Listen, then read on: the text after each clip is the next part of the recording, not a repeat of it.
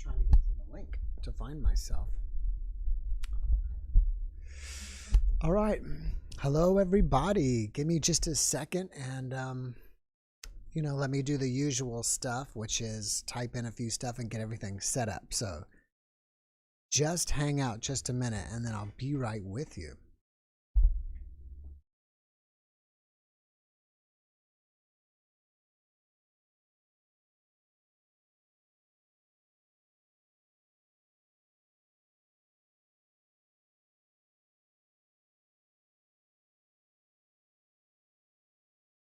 Second, because you're never going, never here.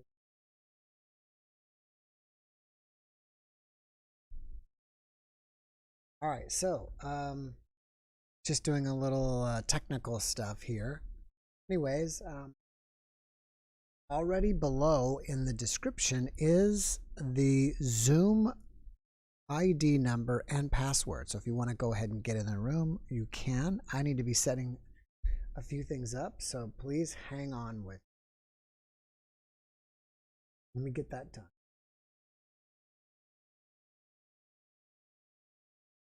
And the first I need to add is the Zoom link. There it is. Not Zoom, I mean Discord.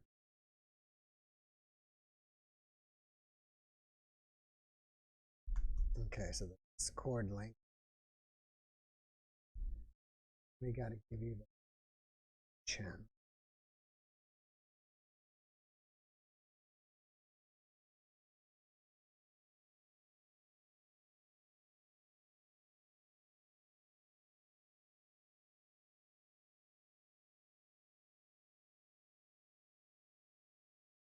Mara NDE Clips YouTube channel.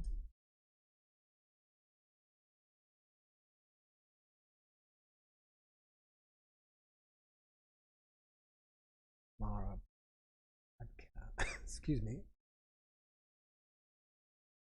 Facebook page. What's that?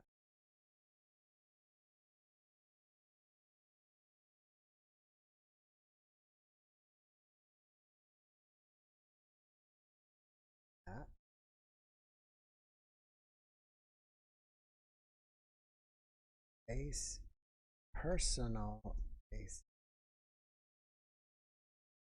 profile.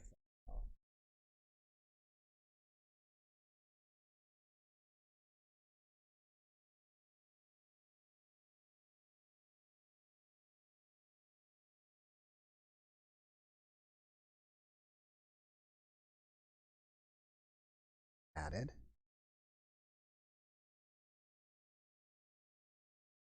Add a few more things and then we'll be ready to go.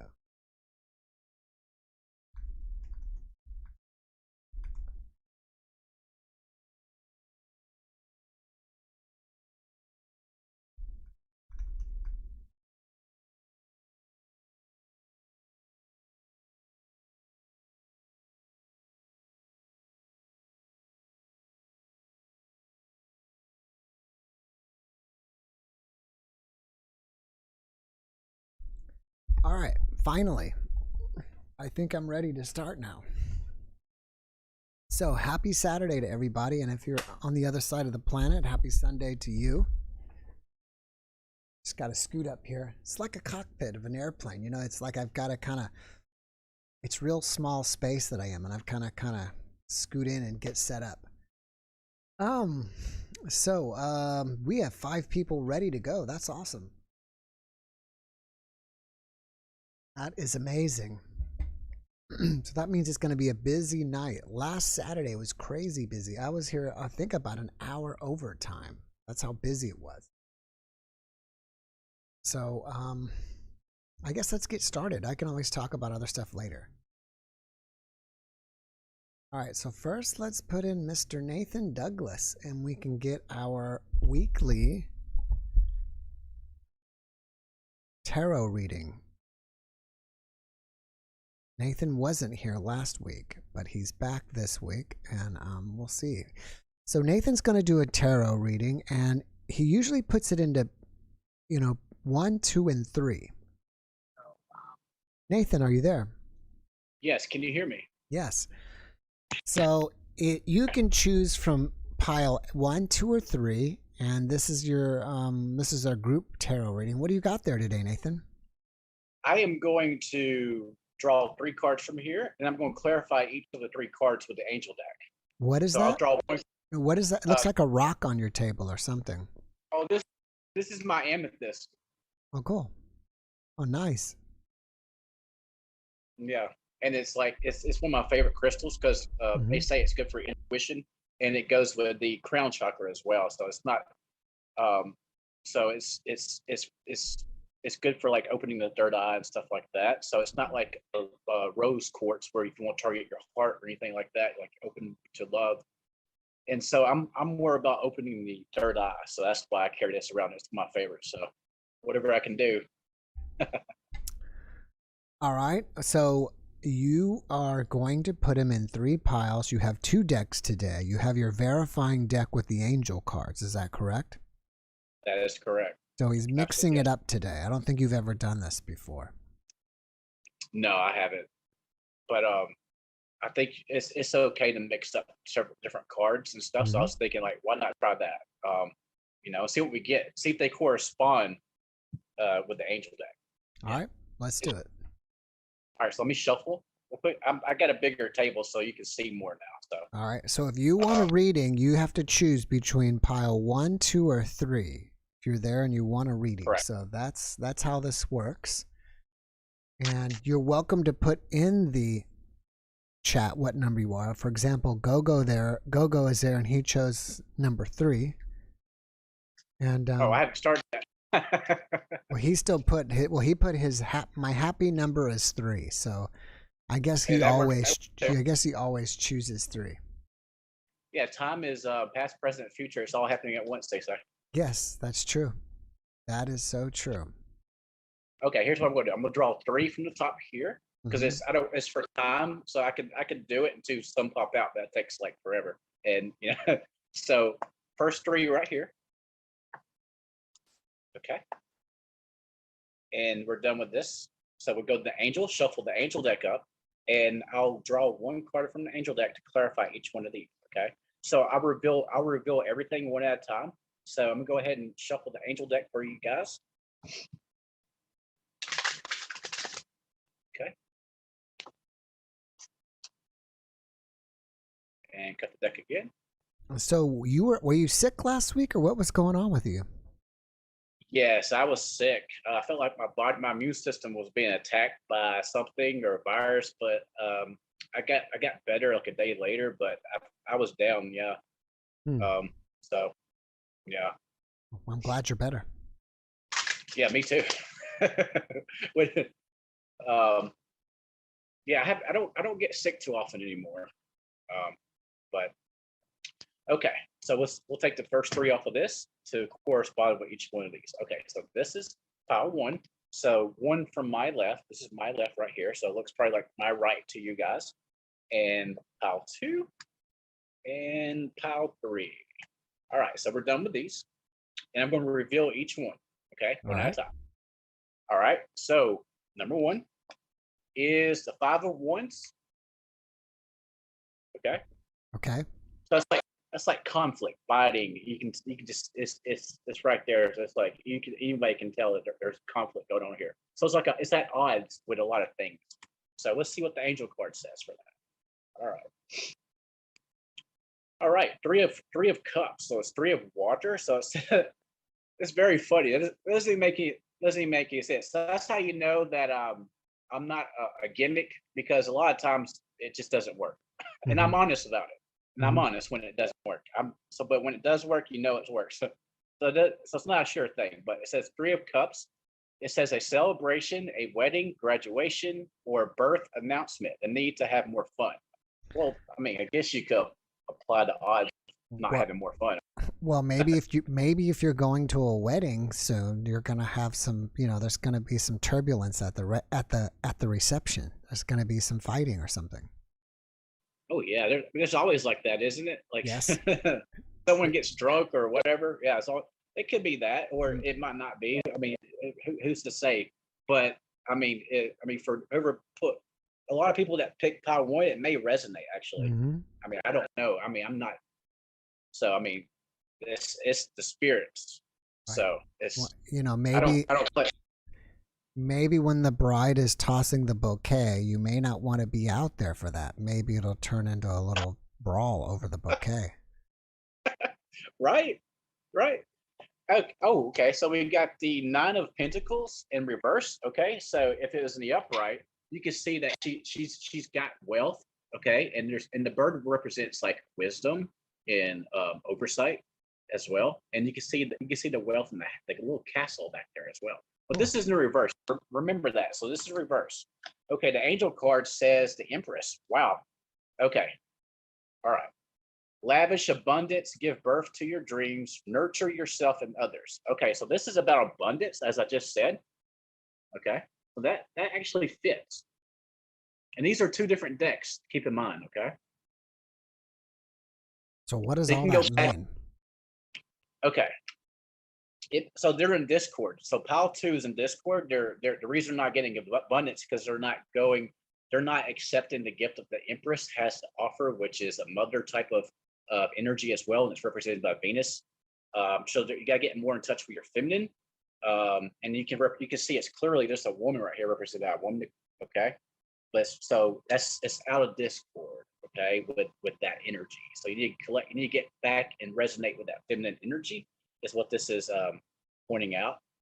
Hmm. Okay, so yeah, so that's pretty cool. Um, Interesting. yeah. And for all of you that picked three, um, okay, you got Ace of Wands in reverse. All right, so you're not taking the gifts that's offered to you. You're not taking that passion, that gift from the gods of that flame from the gods that will give you that passion. You're not taking it yourself. That's what that's indicating. But let me get the angel card. An angel card happens to be in reverse as well, guys. Okay. Um, okay, so it's the high priestess in reverse. Again, feminine energy right here. Again, you're not wanting to connect with that with the feminine. Okay, you're not accepting it. You're not accepting the gifts of that. All right, you're out again out of Discord. So that's very interesting. So if it Hmm. was in the upright, the card description says, listen to your intuition, have patience, consider carefully what you want before acting. Okay. So yeah, that's pretty cool actually, because that would make sense. So I guess the last two cards is more tailored to connecting more with the feminine types of energy, the mother type energy. Okay. Right. So that's Uh, what that's indicating. Now, when you connect with feminine energy, what does that do for you? Well, it's not a man or woman type of thing. They just it's don't let that fool you. I mean, I guess it could be the same time, but really the feminine is more of attracting things to you. It's more of like getting more in touch with the intuition side, the darker, the hidden side of things. Okay, the darker, the hidden aspects of ourselves. So you can go inside you can do shadow work to connect with the hidden in your subconscious, and that's more toward like the feminine type of energy. Okay. The masculine is more like outgoing and action orientated. So that's how you connect more with your feminine, because the feminine, remember, the feminine is the underlying aspects of herself. All Okay, the right. hidden. All right, Merlin. Well, now I've done a podcast with Merlin. It's number 507. So if you want to see and learn more about what Merlin does, be sure to check out that podcast. And Merlin, you also have a Facebook page. I'm trying to remember what it is. Something in the Fae? Merlin in the Fae? Yes, Or? yes, sir. It's Merlin and the Fae King's Crown. And I also have a YouTube channel called Merlin, Son of the Fae. There you go. So yes, sir. And are you So still doing on Sundays the readings over there in the Discord? yes, sir. I am. I'm supposed to give a reading today, but I guess they were busy, so I didn't hear anything back from them. Mm-hmm. But yeah, I'm open. I'm open for Sunday. So if you want a reading, message me in Discord, and we'll do it through there. And if it's your choice, if you want an audio reading, or if you want a video reading with audio, or if you want to just me take a picture and write the description, and through pictures. It's all up to the person that wants to read it, Mm. and they're all free, of course. Everything's free, Right. of course. So, and if you wanna check, if you don't know what that is, you go to discord.com, you get your free profile, and then the link in the description. That's how you join my rooms, my server, and then the room called services is where you can find Gogo. Now, I mean not Gogo, I mean Merlin. Gogo is asking, can you read birthday message 31785, or he puts it 17385. Do you Right. read So those? they want to read. Yeah, I can do that. They want a birthday reading. Yeah. Look, this is caffeine, by the way. This is instant coffee. So, Hey, hey, it's okay. yeah, I can do that. So on a birthday reading, what do? You take a birth date and read it, or what? I was just going to do like message from spirit type of thing, and draw 2 cards for them, or whatever spirit wants. If spirit wants 3 or 4 cards to come out, that's what will happen. That's how I'll do it. I wouldn't just like. I don't have a method personally. I don't have a method for it. I'm just simple. I'm a simple man. So whatever spirit wants them to know about that. So I'll just say it. I'll speak it. Birthday message. Okay. What I was curious is he put the date down 17385. I don't know what's the significance of needing the date when you're doing a reading. Well, that's numerology. That's like you can. I guess you could just go if you want to know more about your numerology. You can go like these. There's free websites where you can find out what your numbers, your life path are, and your destiny number, your birthday number. You can do that. But this, I guess you could tie it to tarot. I guess, but it's kind of separate thing. So the birthday is not really needed for me, at least for me. There may be other tarot readers that that's good information. It ties in with astrology, numerology, but this is kind of a different thing, separate for me. Well, today, I mean, so what I'm guessing is his birthday is March 17th. Okay. So I don't know how that plays out. What's their name again? It's Gogo. He's from Gogo. He's a very dedicated and appreciated listener from Croatia. Okay. And who knows what time it is in Croatia right now? It must be like 2 or 3 in the morning. I wouldn't know. I'm a man from the South. I wouldn't know. Okay, Go. Message from Go. Birthday message for Go, please. Birthday message for Go. Message for Go. Oh wow, look at that. Okay, so we got 2 cards in reverse here. I'm gonna try to see what they are because I don't even know what they are. So you got the Knight of Earth in the reverse. Okay, so if it was in the upright, it says time to buckle down and get things done, honor your commitments, a guardian angel. Okay, interested. Loyal, dedicated, honorable, kind. Okay, let's see what the other one is. King of Air, brilliant, partial, professional. Speak your mind with confidence, seek out professional advice, balance, mental, emotional consideration. You mind if I get a couple more cards for this? Whatever you need. It's not. Yeah, it's not very clear. Okay.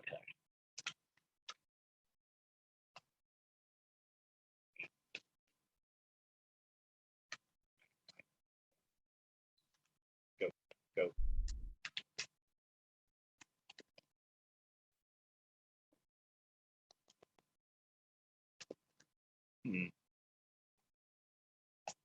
Okay. Go. One more. Go, please. Go.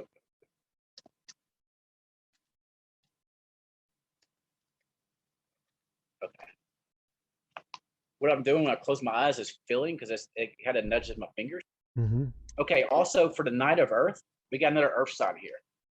Okay, so he's got the Knight of Earth reverse. So you got 2 Earth signs here. So this one was reversed. This one's upright. It says 8 of Earth. Okay, so 8 of coins. Earth signs in the angel deck is coins. Okay, so it's earthbound. It says skilled work is rewarded. Learning all there is to know about a topic. Going back to school. Okay. So he's already doing that. Wow. I feel like they're going back to more education. Would you ask them about if they're thinking about more education? I don't know. Maybe Gogo's thinking about going back to school. Or more further education or skilled in something? Because he's buckling down. This is in reverse. So they're already doing that. It's not like, wow. Okay. And for the air sign, what was I guess? Speak your mind, confidence, seek out first. Okay. And 8 of water. So also he's got the 8 of water here. So you got 2 8s here. Oh well, so that's like, see. Okay. So that's pretty something with 8. So if you add them together, you get 16. I'm getting into the numerology thing, so but it's kind of unique. Uh-huh. So I feel like, okay, with this, they feel like they've had an emotional. They're moving on for something, and they're looking. So they're definitely looking for the long term. So maybe going to school. Is that or interesting in looking for their education? Is that true? You have to wait and see what he says in the chat. I don't know. Okay, well we'll look for that. I know you got other people to do, so I'll look for that later. But thank you for allowing me to do that for you, Hey, Go. all right. Thank you, Jeff. Thank you, Thank everybody. I you. love you all. All right. Take care. Okay, Love you. Bye bye. thank you. Bye bye. All righty. That was your. Oh, I guess he's gone already. So the next is the messenger of truth. So I hope you got the reading you were looking for. And we'll see who the meeting of truth. This is great. This is really, really busy today. That's awesome. It's getting busier and busier. Hello. Hi. Hello, messenger. Do I have to stop the video or? I see you and hear you. Do you see me? I do. Hi. Hi. Have you been on before? I have not, but I emailed you. Oh, okay. So that might how you recognize my name. All right. Well, where are you zooming from? And do you want me to call you messenger, or do you want to share your real name?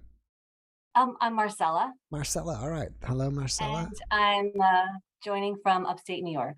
Upstate New York. Cool. What part? Yeah. The Hudson Valley. Nice. It's probably nice and cool up there. No, it's hot. Oh, it's hot. Wow. It's warm. Yes, It's definitely warm. Wow. Mm-hmm. I don't know if it's yeah. I mean, I guess it could be. I mean, I'm over 100 every day here in Texas. I don't know if it's that warm there or not.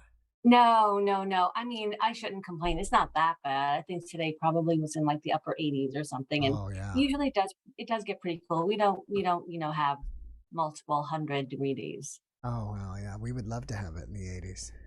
That'd be nice. So what do you have to share with us this evening? Well, I had an encounter with Jesus that I would love to share. First, I'll give you a little bit of background. I was raised Catholic. I went to Catholic school. Going to church never really resonated with me. I found it very contradictory. During school, when I was a child, we learned about the miracles that Jesus performed, and I had questions about them. I didn't know how they could happen, and I wanted to understand. And what we learned is that there's no explaining them, that you just have to have faith.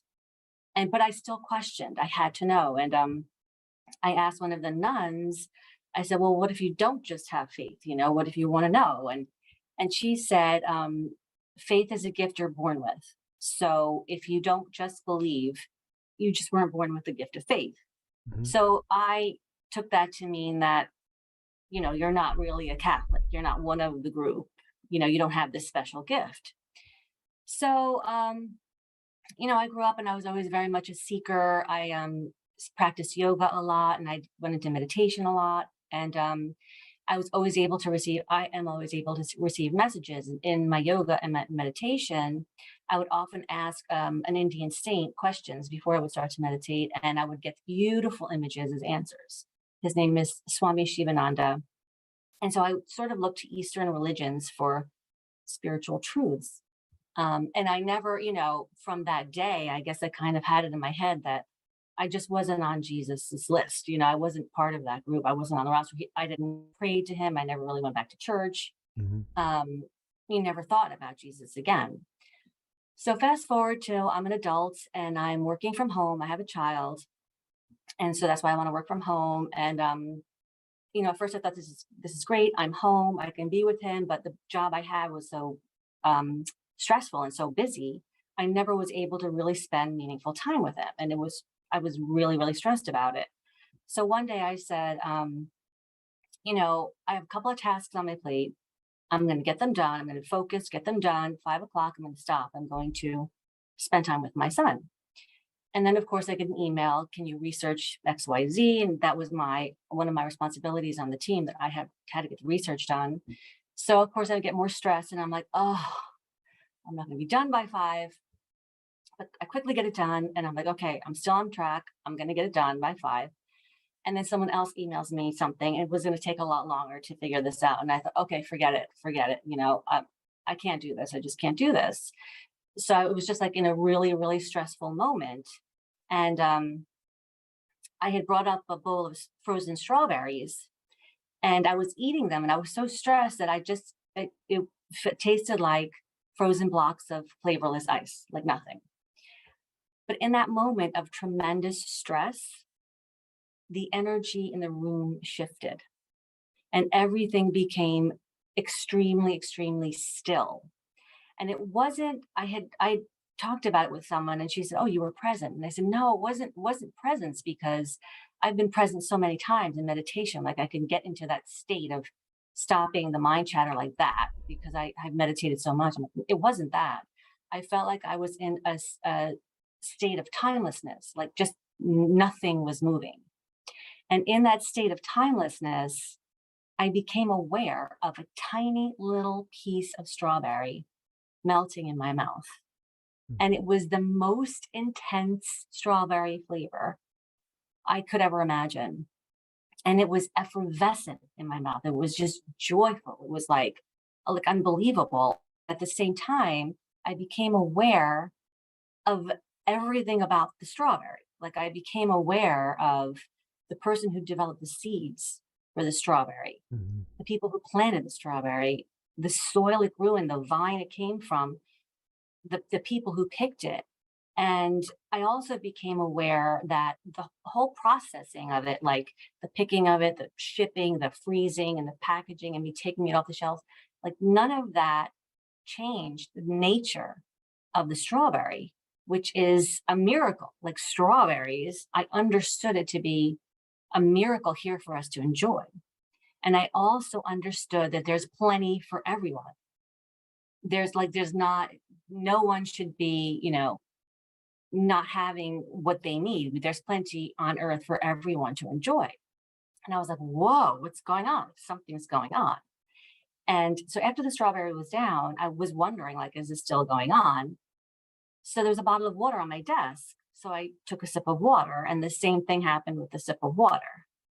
It felt like a tiny little cloud melting in my mouth. And again, I became aware of the vapor it had come from, the body of water it had been a part of, the rocks it had touched, the earth, everything about the water. And I became aware that water is a miracle here for us to enjoy. So at that point, I thought, like, I looked at the door and I looked at the window and I, for a second, thought, like, are aliens going to come in and abduct me? Something's going on. I just had no idea what the heck is going on. And then I thought, well, maybe I'm having a stroke, or maybe I'm having a heart attack. And so when I thought those things, my rational mind said, well, you should go, because, I have a son. And if I'm having a medical emergency, I need to get help. But in that same moment, from somewhere more profound inside, I said, I cannot leave. Like, I have to know what this is, even though I just had no idea. And at that moment, the energy shifted again, and it became like infinitely more intense. It was so overwhelming. I felt like the tiniest bit more and I'd be crushed. Like, I felt like I am experiencing like all I can handle. It was like so intense. And I became aware that it was Jesus. And the energy was like, I'm standing, I would say standing, but there was nothing like physical body, but the core of the energy was to my left. And I was so frozen to be in the same room with Jesus that I couldn't even like turn my head to look. Like, I just had this feeling like, oh my gosh, I can't even turn and look. But I knew it was Jesus. And the energy was like shooting out from the core of his center and filling the room. And I became aware it was a healing energy. And then I understood. I understood all the stories in the Bible that I had not understood as a child. I thought, of course, anyone in this energy would heal. It's just that intense of a healing energy. Anything could happen. And I knew it was healing because he has tremendous love for everyone and no judgment for anyone. And whether you're Catholic or not, or whether you believe in Jesus or not, you are his child the same. You know what I mean? Like, he doesn't see anyone as, this person's not my child. They're, a Muslim or a Jewish person or Hindu or whatever. The Catholics are the only one that's like, doesn't enter into it at all. So I was sitting there and I thought, well, I'm sitting here with Jesus. I should ask a question, right? So I said, why is there suffering? And the second I asked the question, I had the answer. The answer is his healing energy. And basically the answer is people who do bad things are people who are unaware of who they are. They're unaware that they are a spark of the divine. And so they can act in bad ways because they don't know who they are. What we need to do is hold them accountable, but without dwelling on the wrongdoing. Because when you dwell on the wrongdoing, when you get angry at, things that are wrong, you are making yourself a dark energy. So you can't heal. You cannot be a healing energy like he is. And that's why he's healing, because he doesn't judge. So the way to heal and the way to affect change is to you yourself be non-judgmental and not dwell on the darkness of everything, but instead understand and have an awareness that we're here to enjoy like these beautiful, amazing miracles happening all around us all the time, to be awake to that. And that's my story I wanted to share. That's great. There is a name for that, and I've had a couple guests that had that ability before. I can't remember what the name is, but like if you hold up a pencil and you can tell what forest and what tree this pencil came from. Do you know the name for that? Yeah, maybe someone in the chat will say that, but there is a name for that ability. Oh, wow. To be able to trace I don't know, not, trace everything back, but it all comes to you where the origination of this object is. So it's really cool. And I think that was a really good message, a great message. And I appreciate you coming on and sharing it with us. Thank you. Thank you so much. All right. Well, I should run along. I have 5 people waiting on me. It's a very busy night. I thought someone was answering me. Oh, still there? I guess she's gone. I'm here. Oh, you're still here. All right. Well, thank you so much for coming and being with us. I really appreciate you, and I hope you come and visit again. Thank you. All right. Take care. All right. So next up, Colleen from New Hampshire. Thank you so much for that super thanks. Thank you. Thank you. Let me see. Thank you, Jeff and Mara, for holding this beautiful community space each Saturday night. Love your interviews. Well, thank you.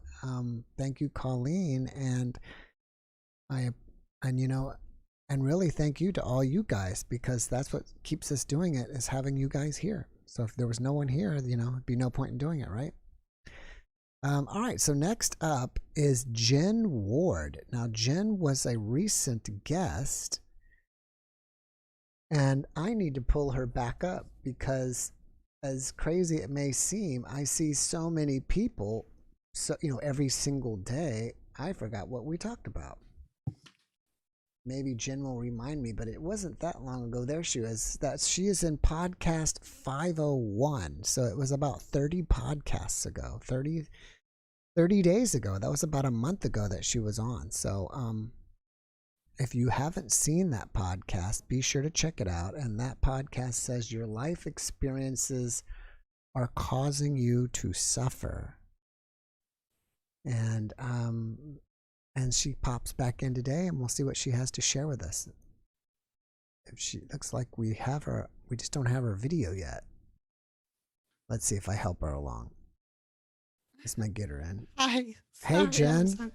How are you? Great. How are you? I was just trying to, we were on just 1 month ago, and I apologize. I've had 30 podcasts basically since I've seen you, so I was trying to pull you back into my mind. What did we talk about? Did you want to bring Marvin in with me? If he wants, it's up to Sure. Marvin. I saw him Sure. pop in the door and close the door back. I'm not very good at the computer stuff. I'm good with the energy work, so it's hard to do both for me. So, And let me ask you this: was it you and I? We talked about that you are healing people, or people are struggling in this life because of agreements we made in our past life. yes, absolutely. You know, it's so crazy. I mean, not crazy, but what is so amazing about this podcast is that one flows into another. And I did one the other day with a woman, and we were talking about changing your beliefs because we are all stuck on these old belief systems. Mm-hmm. But from our previous talk, you gave me a question to ask her. Are we talking about belief systems from this lifetime or a previous lifetime? And she answered, both. Good. It could be from anywhere, but it was just, I'm just kind of throwing that out there. That was interesting how, one kind of leads to another. Absolutely. It's almost like it's not just one form of healing. Everybody has a little piece of it, and us working and talking together really is effective in and seeing the whole picture. So that's great. Can we let Marvin in with us? Oh, okay. Which one? Okay. I didn't realize we have to pull him in. What is Marvin's name? Oh, Marvin Schneider. Yes. All right. This is Jen's husband, Marvin. Yeah. What was really interesting is Merlin's tarot reading was actually seemed pretty accurate for me and stuff, because the first card and the second card made sense for what we're going through as a new married couple and doing energy work together and everything. So what number did you guys choose, or did you choose? Oh, I always take all of them. Oh, you take all of them. Absolutely. I strung them all together and they all had meaning together. Yeah. Hey, Marvin. Hi, Jeff. Thanks for having us back on. All Love right. your show. So what did you guys want to talk about today? Well, we've been doing a lot of stuff. Thank you for having us on a month ago. A lot of your listeners have come for private sessions and they've had amazing results. And it's so wonderful to be able to open people up to more and more of their own self-empowerment. So we have a couple things coming up. Marvin, you want to mention the dates on those? Right. Yeah, so we have a workshop on July the 23rd at 3 p.m. New York time. All right. And that workshop is addressing pain on all levels. So Jen can talk a little bit more about what that entails. But we've also taken inspiration from you, Jeff. We're going to start hosting a weekly live stream. Oh, great. And we're going to invite various people to have a short interaction with Jen and kind of like a mini healing. Yeah. So awesome. The first one of those we're going to run on, let me just check my notes here, July 29, which is a Friday, 7 p.m. New York time. And we'll do it every Friday, 7 p.m. New York time, for as long as we get people interested and want to have an interaction with Jen. Now, so, this is going to be on your YouTube channel? Yes. What is the name of your YouTube channel? Genuine Healing. Genuine so Healing. Anyone that goes into YouTube, just search for Genuine Healing. So you'll be doing subscribe. You will be doing live healings there once a week, every Saturday. All right, great. Every Friday. Friday, 7 p.m. New York 7 p.m. New York time. So Eastern time. We want to give the listeners something more to take with them and stuff, and give them their own experiences. Your last guest was great in her having those experiences with Jesus. That's awesome. We would love it if everyone could have experiences of those kinds. So is there any way you would let me do a release on that group? Because I feel the energy of the people listening. Do you think they would like that? Yeah, of course.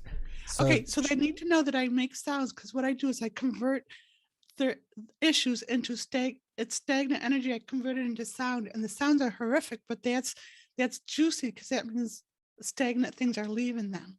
So, so I'm gonna. Somebody's angry. I'm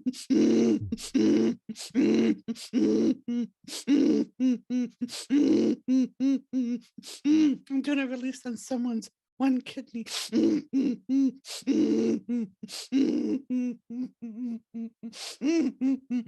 Someone has tightness behind the lungs.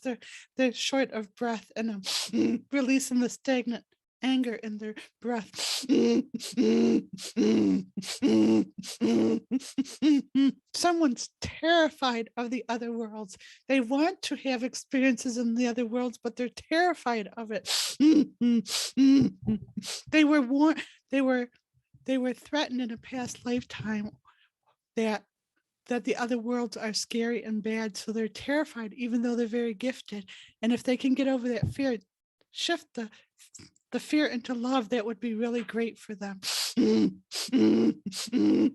They have so much to offer, and they're really good with children.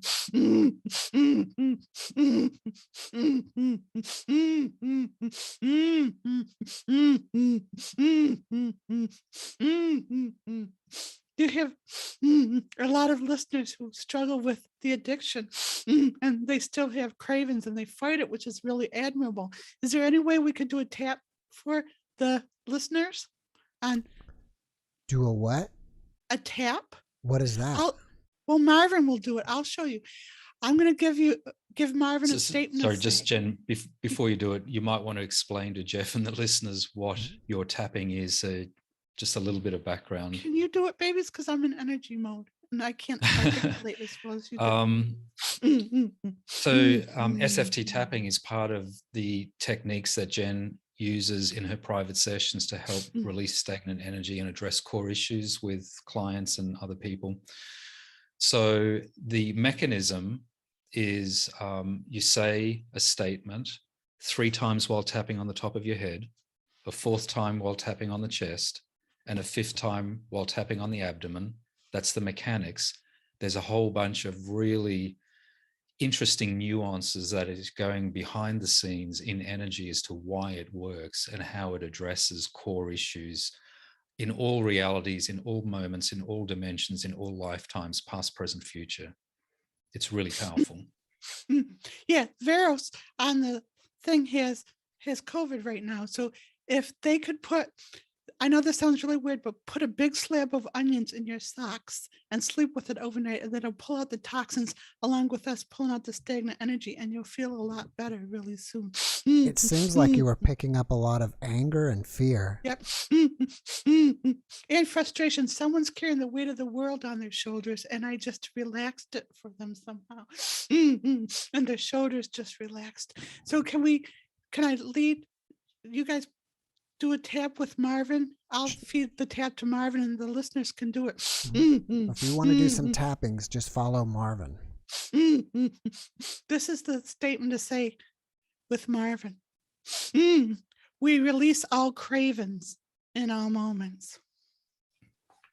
We release all cravings in all moments. We release all cravings in all moments. We release all cravings in all moments. We release all cravings in all moments. We release all cravings in all moments. A couple more people need things. We release all the resentment in all moments. We release all the resentment in all moments. We release all the resentment in all moments. We release all the resentment in all moments. We release all the resentment in all moments. We release all the resentment in all moments. It'd be great if the listeners could tap along with us at home. So repeat the statement and do the tapping as well. Oh, someone needs a kidney stone pass. So, we remove all the trauma. Oh, we remove the spare from our kid. In a past life, they were spared in the kidney. And so that's still there. And that's what the stone is representing. We remove the spare from our back. We remove the spare from our back in all moments. We remove the spear from our back in all moments. We remove the spear from our back in all moments. We remove the spear from our back in all moments. We remove the spear from our back in all moments. We remove the spear from our back in all moments. It is weird, Brian, but a lot of people get a lot of help from this. So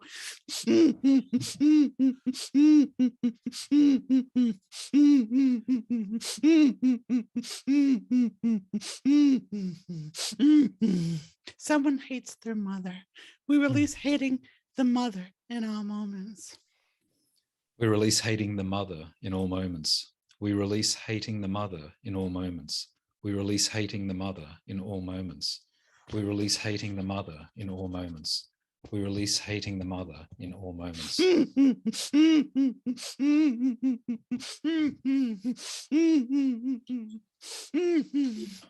We release the trauma, just one more. We release the trauma of losing our love, either child or husband. We release the trauma of losing our love in all moments. We release the trauma of losing our love in all moments. We release the trauma of losing our love in all moments. We release the trauma of losing our love in all moments. We release the trauma of losing our love in all moments. We release the trauma of losing our love in all moments. Tanya, it's okay. You can do it over again. It's not wrong. It'll still work. And just one more for Karen, because she's been helpful on my page a lot. We reconnect with our son in all moments. We reconnect with our son in all moments. We reconnect with our son in all moments. We reconnect with our son in all moments. We reconnect with our son in all moments. We reconnect with our son in all moments. Someone is really constipated. It's very painful.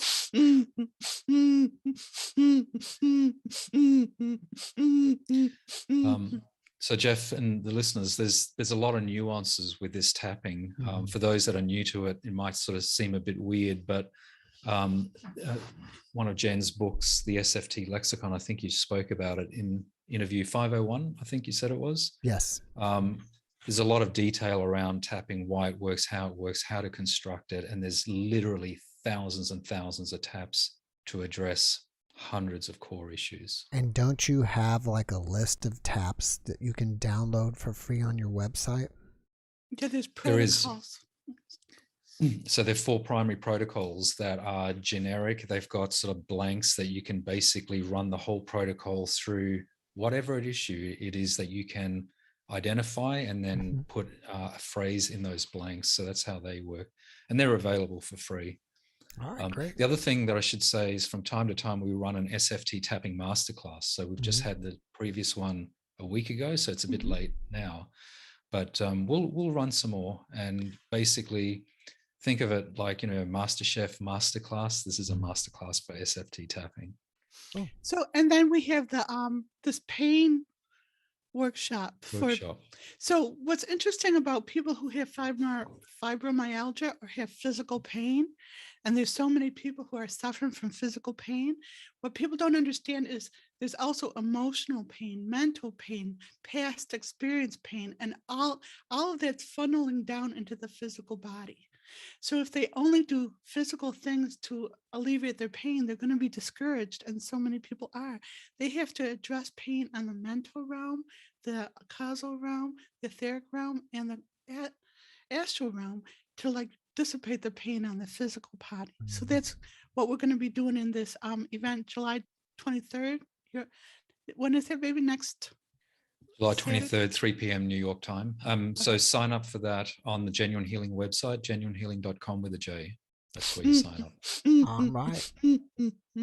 And so I can feel people still releasing it. First, they put their guard up and say, oh, this is ridiculous. And then if they let their guard down and they realize that I'm not going against anything that they believe in. I'm not going against their belief systems. I've had my experiences with Jesus as well. And so when they can trust that it's okay, then they can relax their energy and realize that they're not giving anything away by releasing. They're actually freeing themselves up to receive the love, the joy, love, abundance, freedom, health, and success back to themselves. So they have to release the pain and surrender it so they can breathe in all the good things. Well, guys, thanks for popping in. I've got to run. I've got people waiting, but I wish you the best, and don't be shy, and come see me again. Thank you. We will. All right. Thanks so much. Have a great weekend. Bye for now. Bye-bye. Bye for now. Oh, there they go. They're gone. All right, so next up is Ken. Let's see what Ken is up to.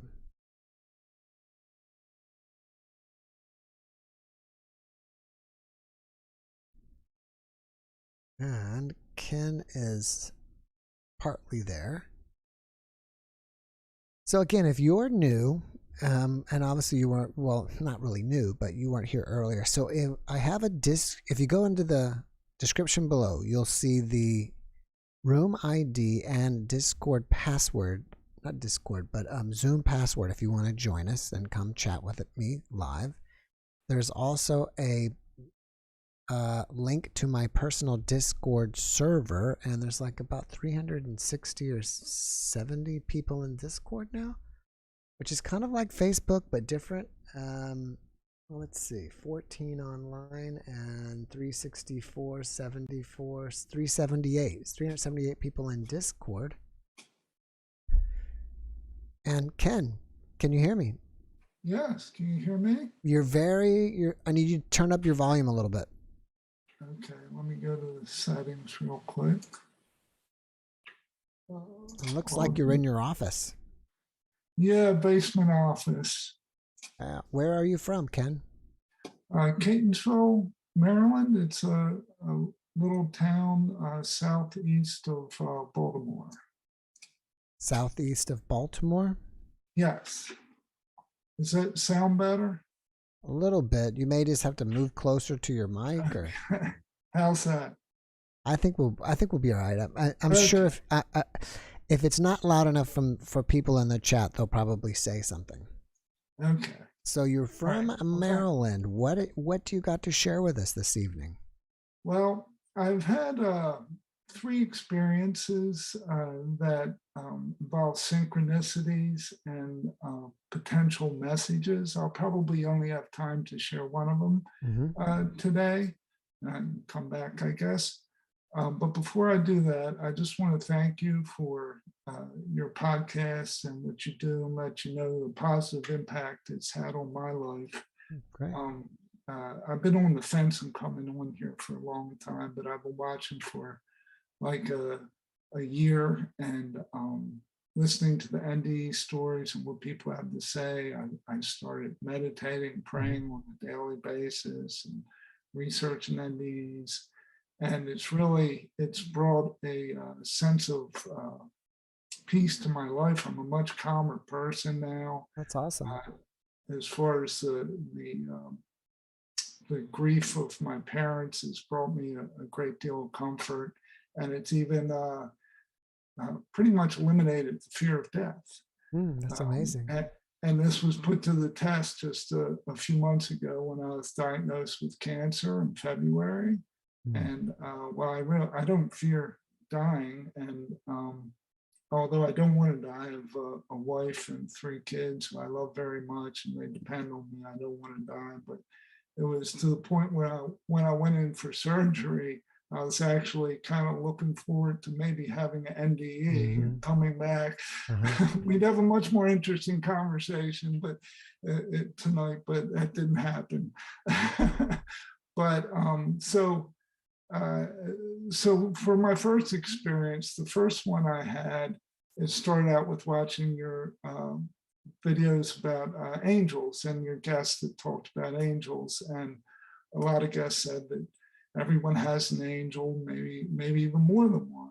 And I always wondered, well, do I have an angel? And then I researched and found out that you can ask them for a sign, and they potentially show you a sign. So I started, I prayed and meditated, and after that I asked Angel, if you're out there, if it's not too much trouble, if I could please have a sign. And I should also mention that during the prayer, I would regularly ask God, am I on the right path? And if I'm not, please, show me a sign and I'll make an adjustment as necessary.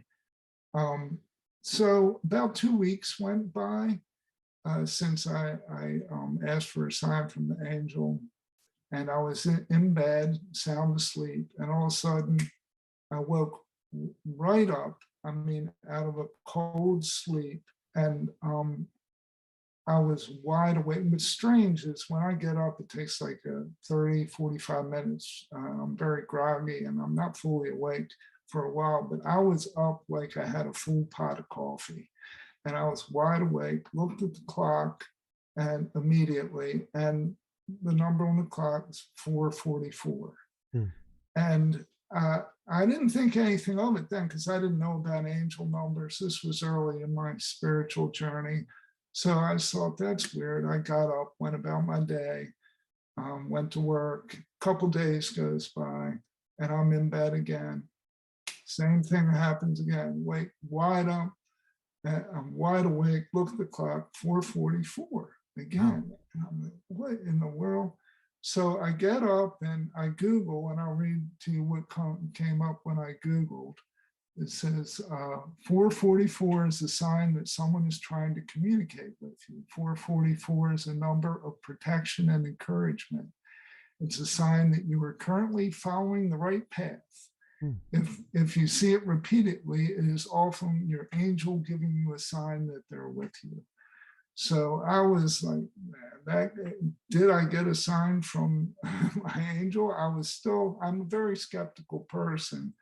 But then I started seeing the number 444 on my phone, on my computer. I told my wife about it. She started seeing 444.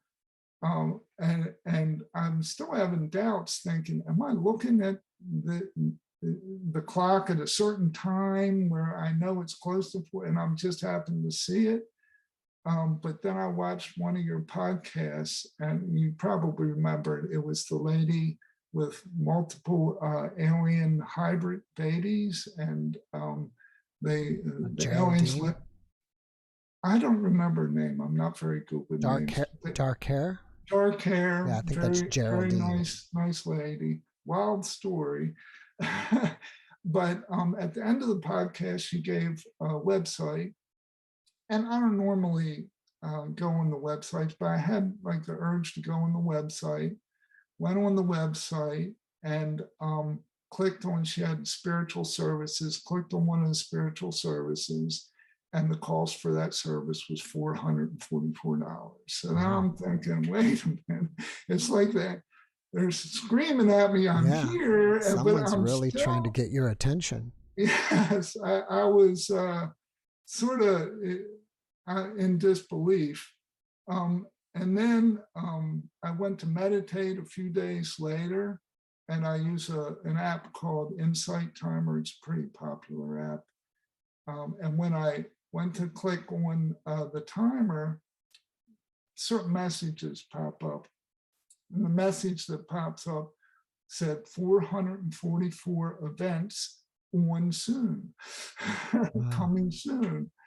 And then there was one more time when it was August. We were coming back from vacation where I took the family to Cedar Point Amusement Park in Sandusky, Ohio, and set the GPS.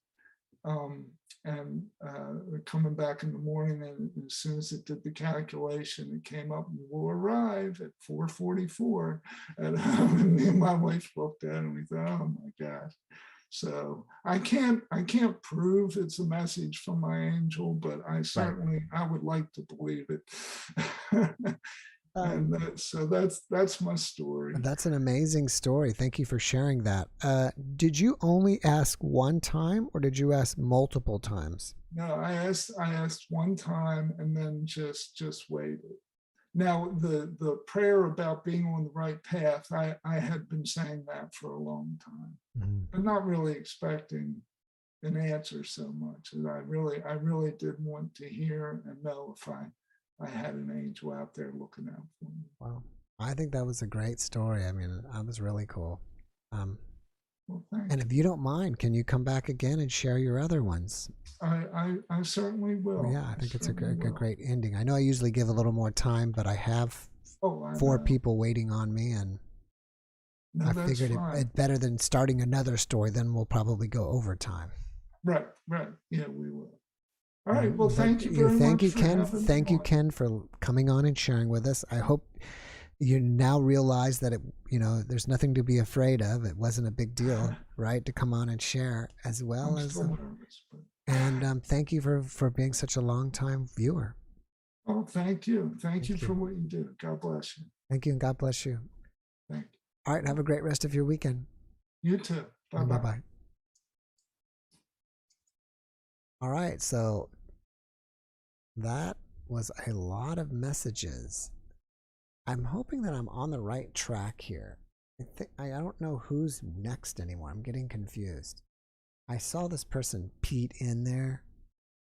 I'm gonna put Pete next. I don't know if Kelly, they're coming on top or coming on the bottom.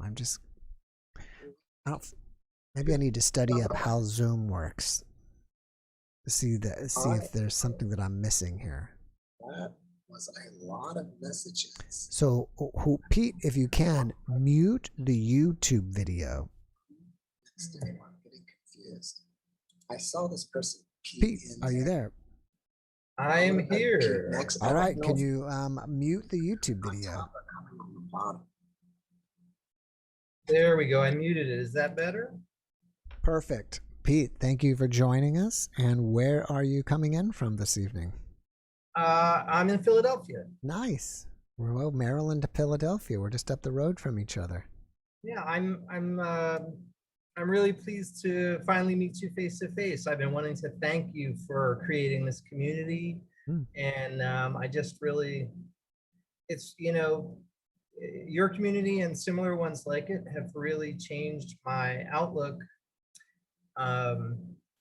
on life, and made me a more positive, open, and loving person. And I just really want to thank you. I'm 48 years old, and I think if the 46-year-old met me, the 48-year-old me, I don't think he'd recognize me. Wow. That's and amazing. It's mostly been because of NDE, listening to people talk about their NDEs, and I really just had a spiritual turnaround because of your show and similar ones like it. But you're my #1 show. You're the one. Well, thank you. You're my bedtime story. I go to sleep with a little earbud in my ear listening to people talk. Well, that is such a common feedback that I hear, and maybe that's why you and so many other listeners get such positive results from this, is because I think your brain enters into what, theta state or whatever, but you're getting at least positive or generally positive messages in when you're really susceptible to getting them. And to me, it's better to get these messages in than watching regular TV and or advertisements. So you're kind of getting in my opinion, a positive message. Yeah, it's very positive. Yeah, in fact, I have less and less interest in watching fictional programs now.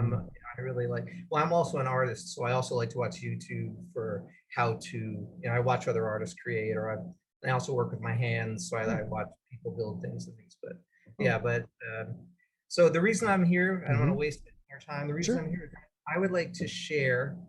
Oh, by the way, that term you were looking for, when you can touch something and sense everything about it, is psychometry. Psychometry. Thank you so much for telling me that. Yeah, I knew I now that you say that, I remember that.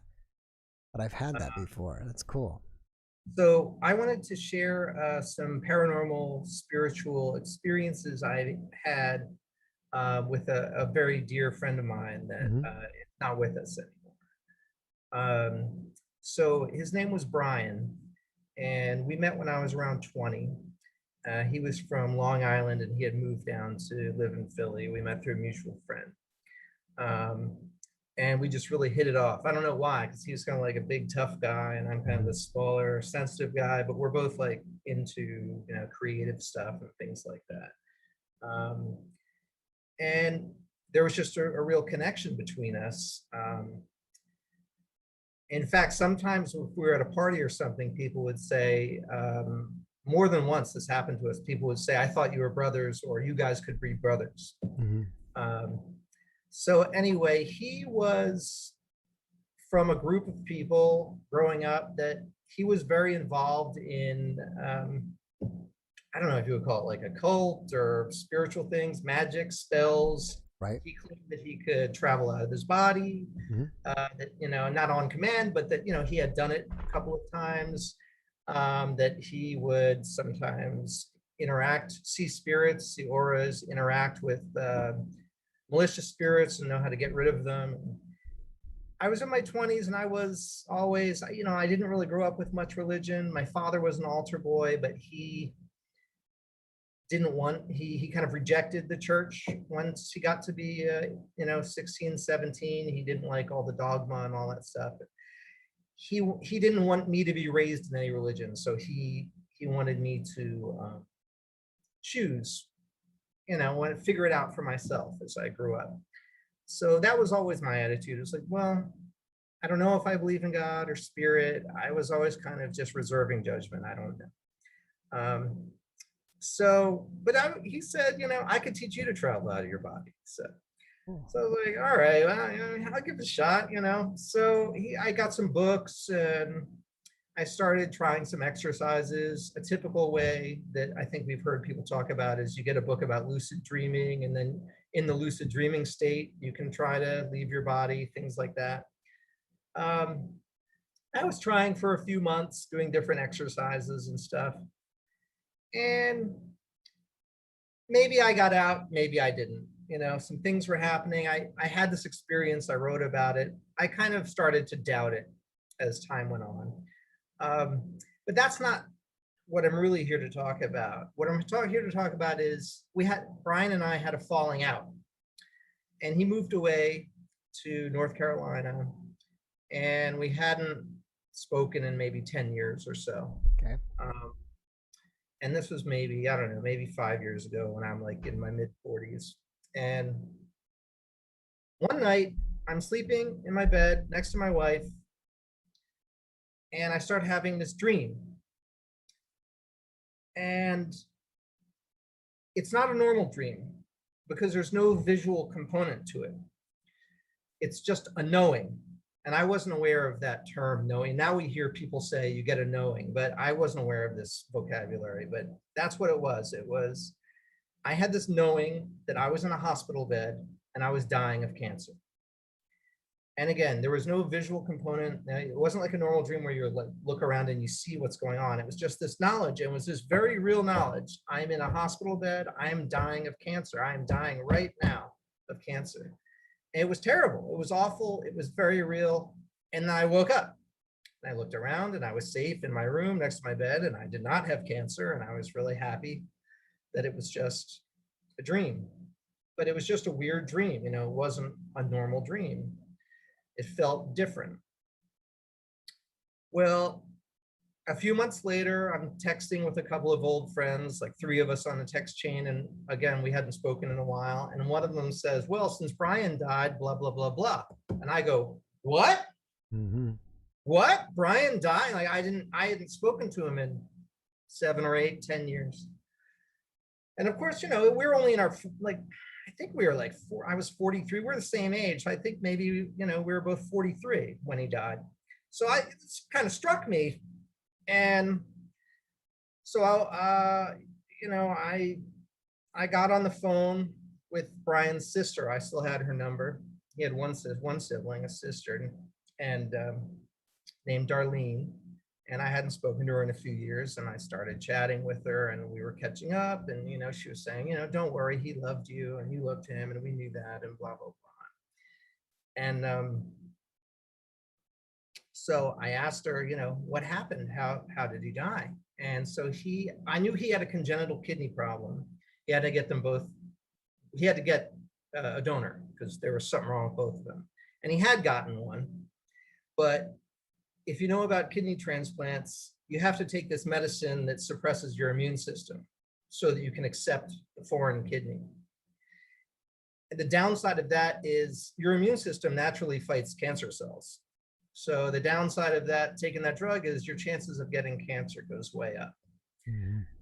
And that's what happened to him. And she described to me how a few months ago, she spent his last night with him in the hospital as his body was riddled with cancer and he was lying in the hospital bed.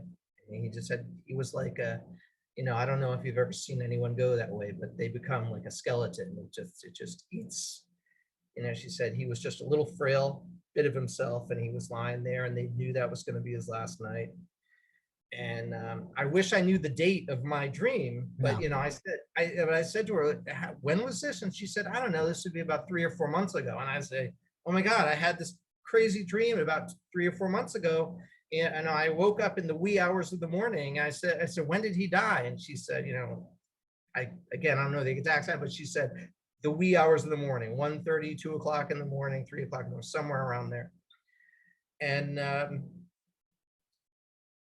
it just left me. I said, I think I felt him. But then again, I wasn't, this was before I started watching your show and similar shows like it, and I was still reserving judgment. So I'm sure my 10 minutes are almost up. So I just have one last little bit of the story, which is 6 months after that, I get a phone call on my cell phone. And it's from an unknown number. So I let it go to voicemail, right? We don't usually answer unknown numbers. So, and I go and I listen to the voicemail. And the voicemail is like all this garbled stuff. Like, you remember back in the 90s when we had those wireless phones and sometimes you would hear other people on a nearby one. And it was kind of like that. It was like a bunch of garbled signals. You could sort of hear the voices. It's, it's sort of not. And it went on for about a minute. But in the first 10 seconds of it, right on top, not underneath all that garbled stuff, but on top of that garbled stuff, I could hear Brian's voice say, Pete, it's me. It's me. And that was it. Luckily I had it in voicemail. Nowadays that means you can save it and put it on your computer, and I do have it on my computer. I play it. This was one of the key things that really started switching me over to finally believing in spirit and believing in God. But I play it for myself all the time. And every time I play it, I'm afraid I'm not going to hear it. And every time I play it, I hear it.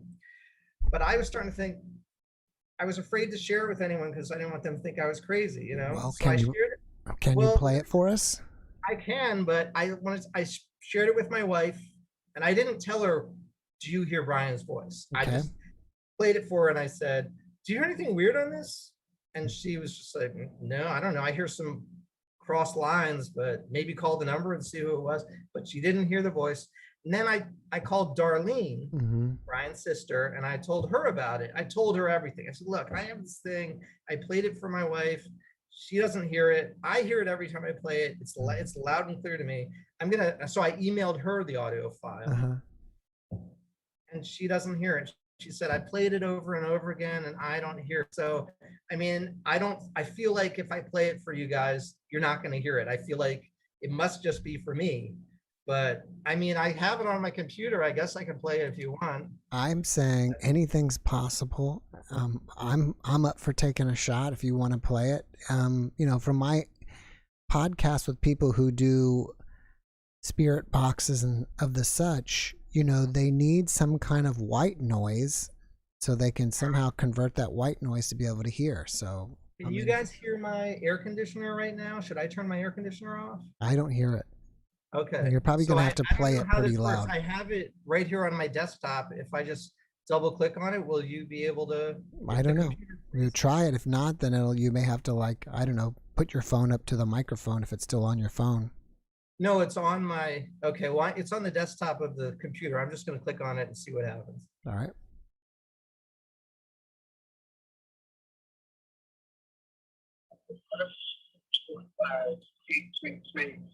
There it was. Pete, it's me. I heard something and I played again. I just heard I felt like it was 6 or something. He goes, Pete, it's me. Try to do it again. That was it. Pete, it's me. Yeah, I heard it. My wife heard it too. And that's his voice. I recognize his voice instantly. And I think, so you can hear it? You can hear him say, Pete, it's me. I mean, you know, I kind of hear it. Yeah, I mean, maybe it's difficult. I have these headphones that are not really good. My wife is wearing much better headphones, and she says she hears it.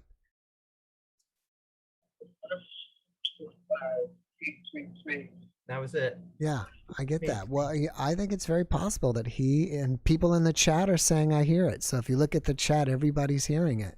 Oh, that feels so good. This is the first time anyone except me has said that they hear it. Uh-huh.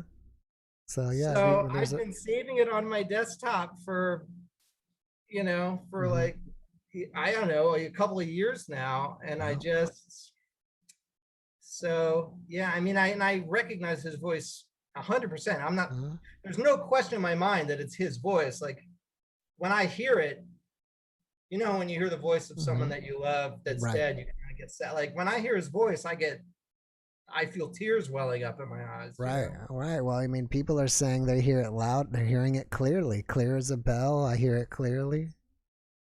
Yeah.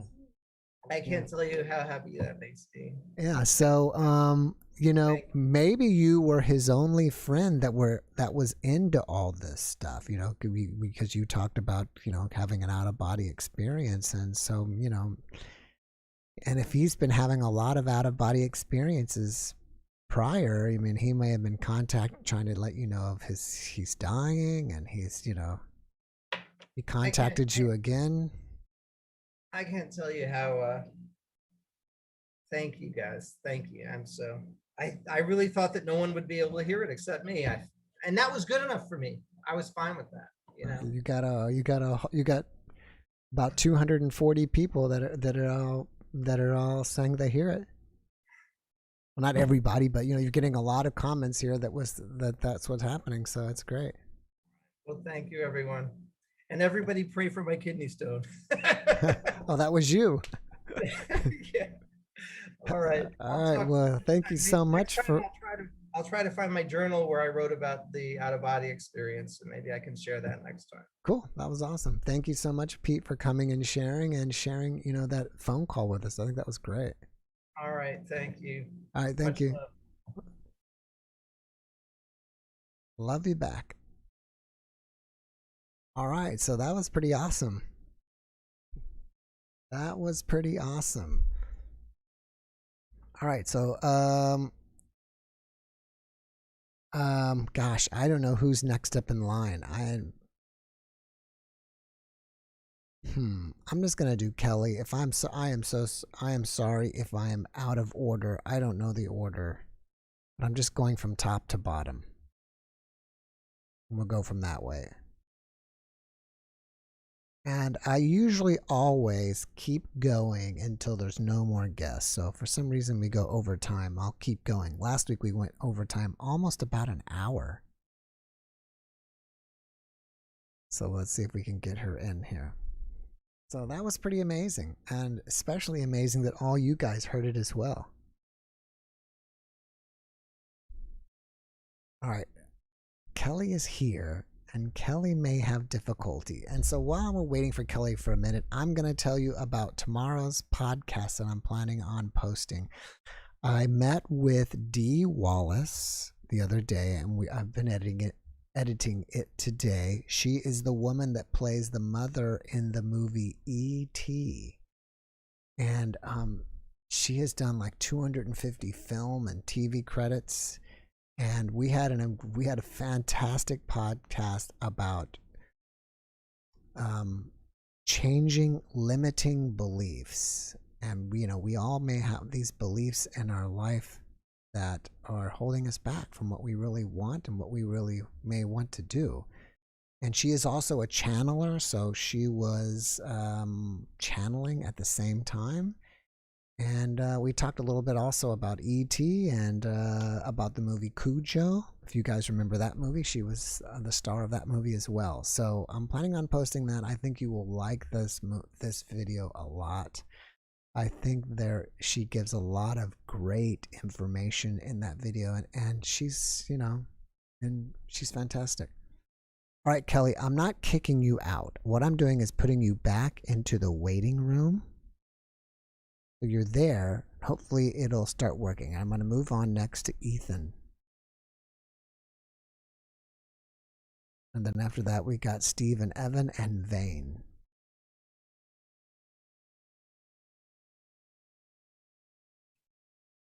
All right. So, Q. so we got Ethan halfway here. Okay. I think we got it. Ethan's back. Got it. Hey, Ethan, where have you been, bud? It's been a while. Did you just catch that awesome recording? Did you hear it on his phone? I heard it.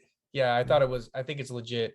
Yeah. But, I don't know. Like, I'm like kind of a skeptic when it comes to kind of those things, but I do believe that if he says that's his friend and that's his actual voice, then I'm inclined to believe it.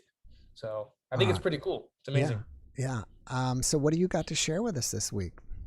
Oh, I just had a question actually. Right. So angels, right? So basically when I was watching your podcast about I forgot what podcast it was, but this girl says that she can channel. Actually, I'm trying to remember. She said that she painted the angels. Okay, I've done 2 of them recently. I've done one with Victoria Mary Clark, and then I did one with Kate. What was Kate? Kate Raymond. Those are the 2 recent ones. Okay. Well, she was talking about the function of them, and it's probably Kate. She was talking about how like they can really hear, like they can hear everything you say, and they can also as well, like they know what you're thinking. Do you think that's true? Like, do you think that's actually true? Like, do you think they can actually know? Do you think they actually know what you're thinking at all times? I think it's possible. That's weird. Yeah, I thought about that, and I was just like, wow, every single thought I have, something. I know God's always listening to your thoughts, but I didn't know the angels could do that. I mean, none of us, I think, well, unless you're an angel communicator, you may have confirmation on that. But for me, I can't tell you, I can't have any confirmation because I've never spoken to angels or channeled them at all. So I can't give you any, like I said, confirmation or certainty is the better word on that. But I think a lot of things are possible. It's either that, or I think either they have to be invited. Yeah, that's what I was thinking. At least they have to be. If not, maybe they have. Because I think I've had at least another guest that say, unless you invite them, they're either not. I don't know if they're listening to you or hearing your thoughts. Interesting. Yeah, but there's a lot of things to think about. Because, like you said that God hears your thoughts. Yeah. That's for sure. And then if you think about it, that potentially when we all go on the other side, we all eventually, and I just had a guest that said this the other day, and I loved the way she put it. She called it the all mind instead of like so all of our minds together as one. Wow. Yeah, that's the board. That kind of stuff trips me out. But I wanted to share a paranormal experience too, actually, that I thought was really cool. And by the way, Ethan has a comedy channel, and if you like comedy, you want to check out he like pranks and stuff, and I've checked it out, and he does funny stuff. So if you want to check it out, but I forgot the name of your channel. Please forgive me. It's called Sus Dudes. Sus Dudes. I should have remembered. Yeah. That. I'm actually, it's funny. The last time we talked, I'm actually doing online coaching for it too. Actually, I transitioned it a little bit. I'm still making content for it, but I'm doing like online coaching for people that have trouble with like social anxiety. Really? And That's confidence. awesome. Yeah. That's amazing. So I'm really I prayed and I got an answer because I was trying to basically figure out like what's the next step for it, because I wanted to expand it, obviously. And I got my answer because I had a thought about it. And I think it's really cool. Like you could do so much stuff on the internet. You don't have to stay complacent, or you can always experiment, try new things, All right, did you pivot your channel into this, or did you start a brand new channel with this social anxiety? So that's a good question, right? So basically what I did was I kept the channel the way it was, and then I promoted a new channel, and then I started a new Instagram for anyone that would be interested in coaching. So yeah, no, it's been working out pretty well so far. I had my first couple clients. I just started like a week ago, actually. It's really funny. It's just been all new. I had my first 2 clients that I didn't have them pay for anything. I just did it for free because I wanted to get the experience, but also do like coaching for a testimonial. Yeah. For testimonials. So Right. but I wanted to share my my paranormal experience that happened. All right, just before you do, I'm Really not going to short. let you share it real quick.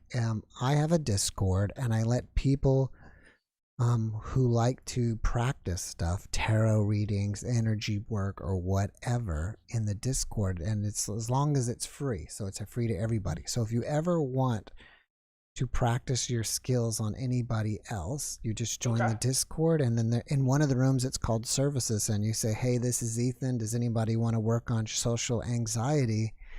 And maybe someone will hit you up and say, yeah, I need to work on it, would you please help me? Jeff, you're amazing, man. Literally, you're awesome. Like, it's great. Well, thank you. All right, so let's get to your story. Okay, so basically this is how it goes. So so my grandparents were getting older, so basically we're always, my parents are always watching them, and their daughters are always watching over them. And so they set up cameras in their house, like 4 or 5 different cameras, to make sure, just to see what they're up to and stuff. And it's all recorded, all the footage. So my mom can always see what they're up to. So I decided myself to be like, okay, I'm kind of curious, like, see if there's any weird things going on. So I kind of like looked through the footage to see, like, really just looking at the backgrounds and like looking at everything to see if there's any spiritual activity. Because, they're older and it's an old house. So I would, if they're going to catch anything, it's going to be on camera.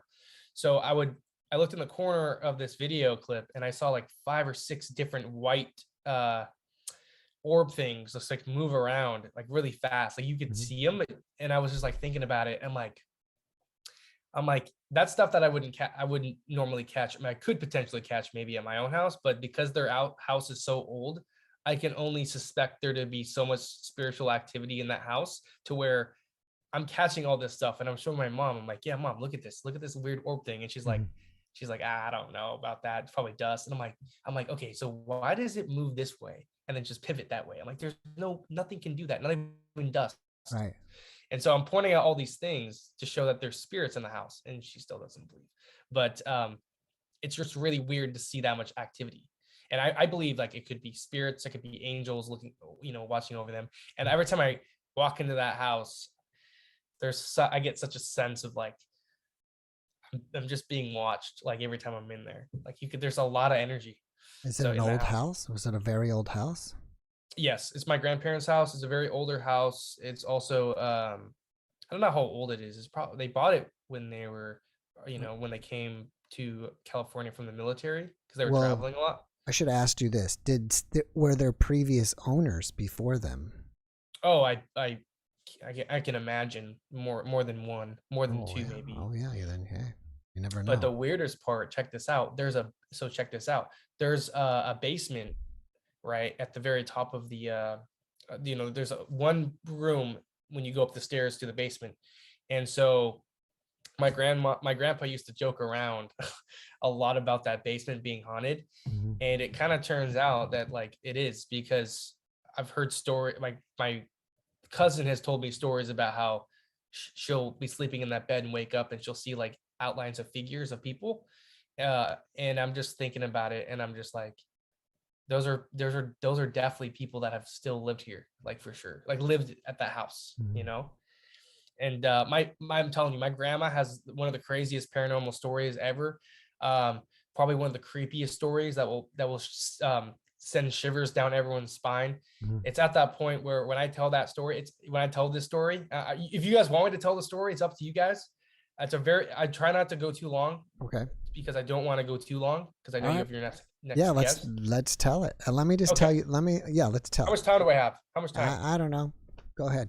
Okay, here we go. So my grandma, when she was moving around the military, she lived in Washoe, Michigan, and there was this 2-story apartment complex that they lived in at the time because they're always moving around. And so there, same kind of story about my grandma's house. There was the very top floor was a door that would never open, and they never got the key for it. So basically, you'd go up the stairs and it was always locked. So they never knew what was up there. They were never told anything about that. They always thought it was a closet. And so my grandma, she's very quiet. She never tells a lie. I'm telling you, she's Catholic faith. She is very quiet. You'd have to really push this story out of her. So that's what I did, because we asked about paranormal activity stories. And so she told me when she was a little kid, she went up one day she was playing with a toy and she saw the door was open when she was climbing up the stairs. And so she turned the corner and there was a man in a rocking chair, a shorter man in a rocking chair, just rocking back and forth. And so basically what happened was the man had a toy in his hand, right? And so she said that the man said, "Hey, come here." And then she went to the man and the man gave her the toy.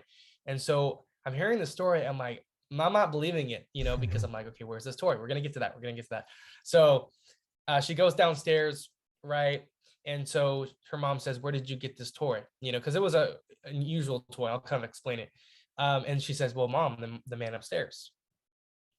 So they go upstairs and there's no one there. Like, you look inside the door and it's all, the whole room, there's no windows and it's all concrete all the way around the room. So there's no way that there could be, anyone sneaking in or breaking into that small little room. And I was like, "Okay, Grandma, okay, like, I don't believe it. Where's the toy?" And so my grandma says, she gets up, she goes upstairs. And I'm like, "Dude, if she brings down this toy, I'm going to leave. Like, this is going to be too creepy." So she walks down. My grandma's very old, and I'm obviously, this is not she's not super old. So I didn't help her out and stuff. I know I should have. Okay. Give me a break. But so she comes walking down and she has this thing in her hand and she comes to me and I'm with my brother and I'm with my cousin. And she opens up her hand and this toy, this antique toy that looked kind of like how do I explain it? Had a string on it with a bead, but it looked like a tiki, like a tiki thing, like a Hawaiian tiki head. It was like a small, how do I explain it? Is that the one where you try to go like this and catch the bead in the cup? Yeah, similar, but there was no way you can catch a bead. It was just a bead attached to it with the older, like, it wasn't even string. It was like a kind of a wool. And I was like, I'm like, keep this because this could be, this is basically paranormal. This is from a different dimension, and if it happened, right? And so, I will clarify, she was like 5 or 7 years old. So she was very young, but the fact that she has the toy, like, kind of confirms. And she's told me so many different stories. I think that my grandma is so connected to the divine world. I think it's crazy. I think that she can see spirits. I think she has so many ghost stories. I think I just think that woman is just fully connected. You think your grandmother's legit? Oh yeah, she's either part psychic or she's definitely, something definitely is up. I think she's definitely, I don't know if just because she's a believer, she can see things, but I've definitely heard voices and stuff, but I haven't never seen anything like that. And I'm happy I haven't. And I don't want to. But I think when I get older, if I do see some weird stuff, like, people and stuff, I don't think I'd be that creeped out. Well, I hope you'll be I hope our show will be the first place you'll come and tell about it. Of course. Yeah. So that's basically the story. I was thinking this is that, and maybe you can do everybody a service, is that there are so many people that want to come on and share that are in the chat, but they're on the fence. So maybe they can come and they can meet you in Discord and you can help them get over that anxiety and help them come and share. Yeah, and I do want to mention, that's a good point. I do want to mention, if anyone is actually really scared to come on here, I had very bad social anxiety as a kid, and I couldn't even ask for the time. So I did a lot of crazy things and to overcome those fears. And I did it for years. It took like 5 or 6 years. I had a solid friend group, right? to go out and conquer fears and to get better. And now I'm actually kind of like in the dating niche now, actually, and I'll kind of explain that because I do help guys, how to be more confident. So that comes with attracting a relationship. But for anybody that's listening to this that doesn't have the confidence to go on here and actually speak their mind, I would just say, what's the worst thing that can happen if you do? And, ask yourself a question like, are you, would you really, you will regret it. Why are you regretting it? You will regret it. Right. So it's like, kind of twist on words a little bit, but I will say, like, sharing your experiences and doing this on his online Zoom is so important, because if one person can speak their mind and share their experience and open up everyone else's mind, that's really what we need right now. We need to, and I found your channel basically because you are so open-minded. You let your audience speak, you let your guests speak.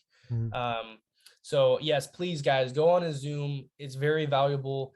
The messages are very valuable. It's so key to express yourself.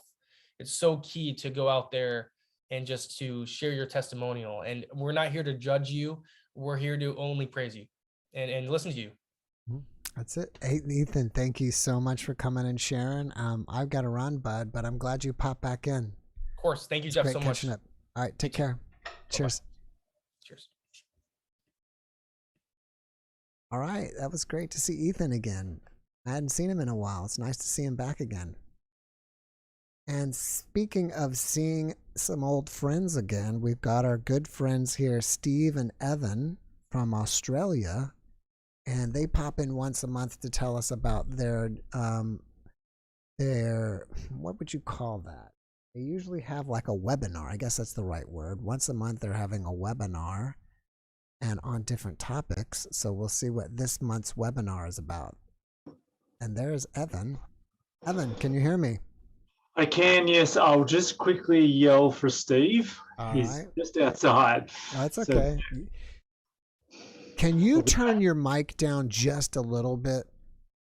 Okay. Just a hair. I feel like it's just a hair loud.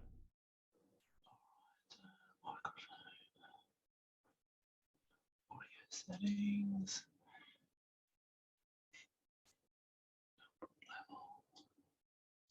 What's that like? Very good. Okay, I just put that down a little bit. I'll just grab. Go get Pop. All right, he's going to go get his father, so we'll see what's going on. And I think it's called Alien Ancestry, is I think their website, but I could be wrong on that. We'll see what it is. But they have a group of people that do a monthly webinar and all kinds of different stuff. I think one of the recent ones was like ancient archaeology or something. But we'll see what they're up to this week. And it's been a great night. It's been so busy that I guess they were just, maybe his father went out and got a cup of coffee or something. And he had to go get him. And they're over in Australia, so it's already the morning for them. And on that note, we have 265 people. There he is. Hello, Hi. Stephen. All right. How are you? I was trying to tell everybody what is on this month's agenda for the webinar. Wow. Yeah, it's a little bit different this time. I'll just let you swallow your morning tea there.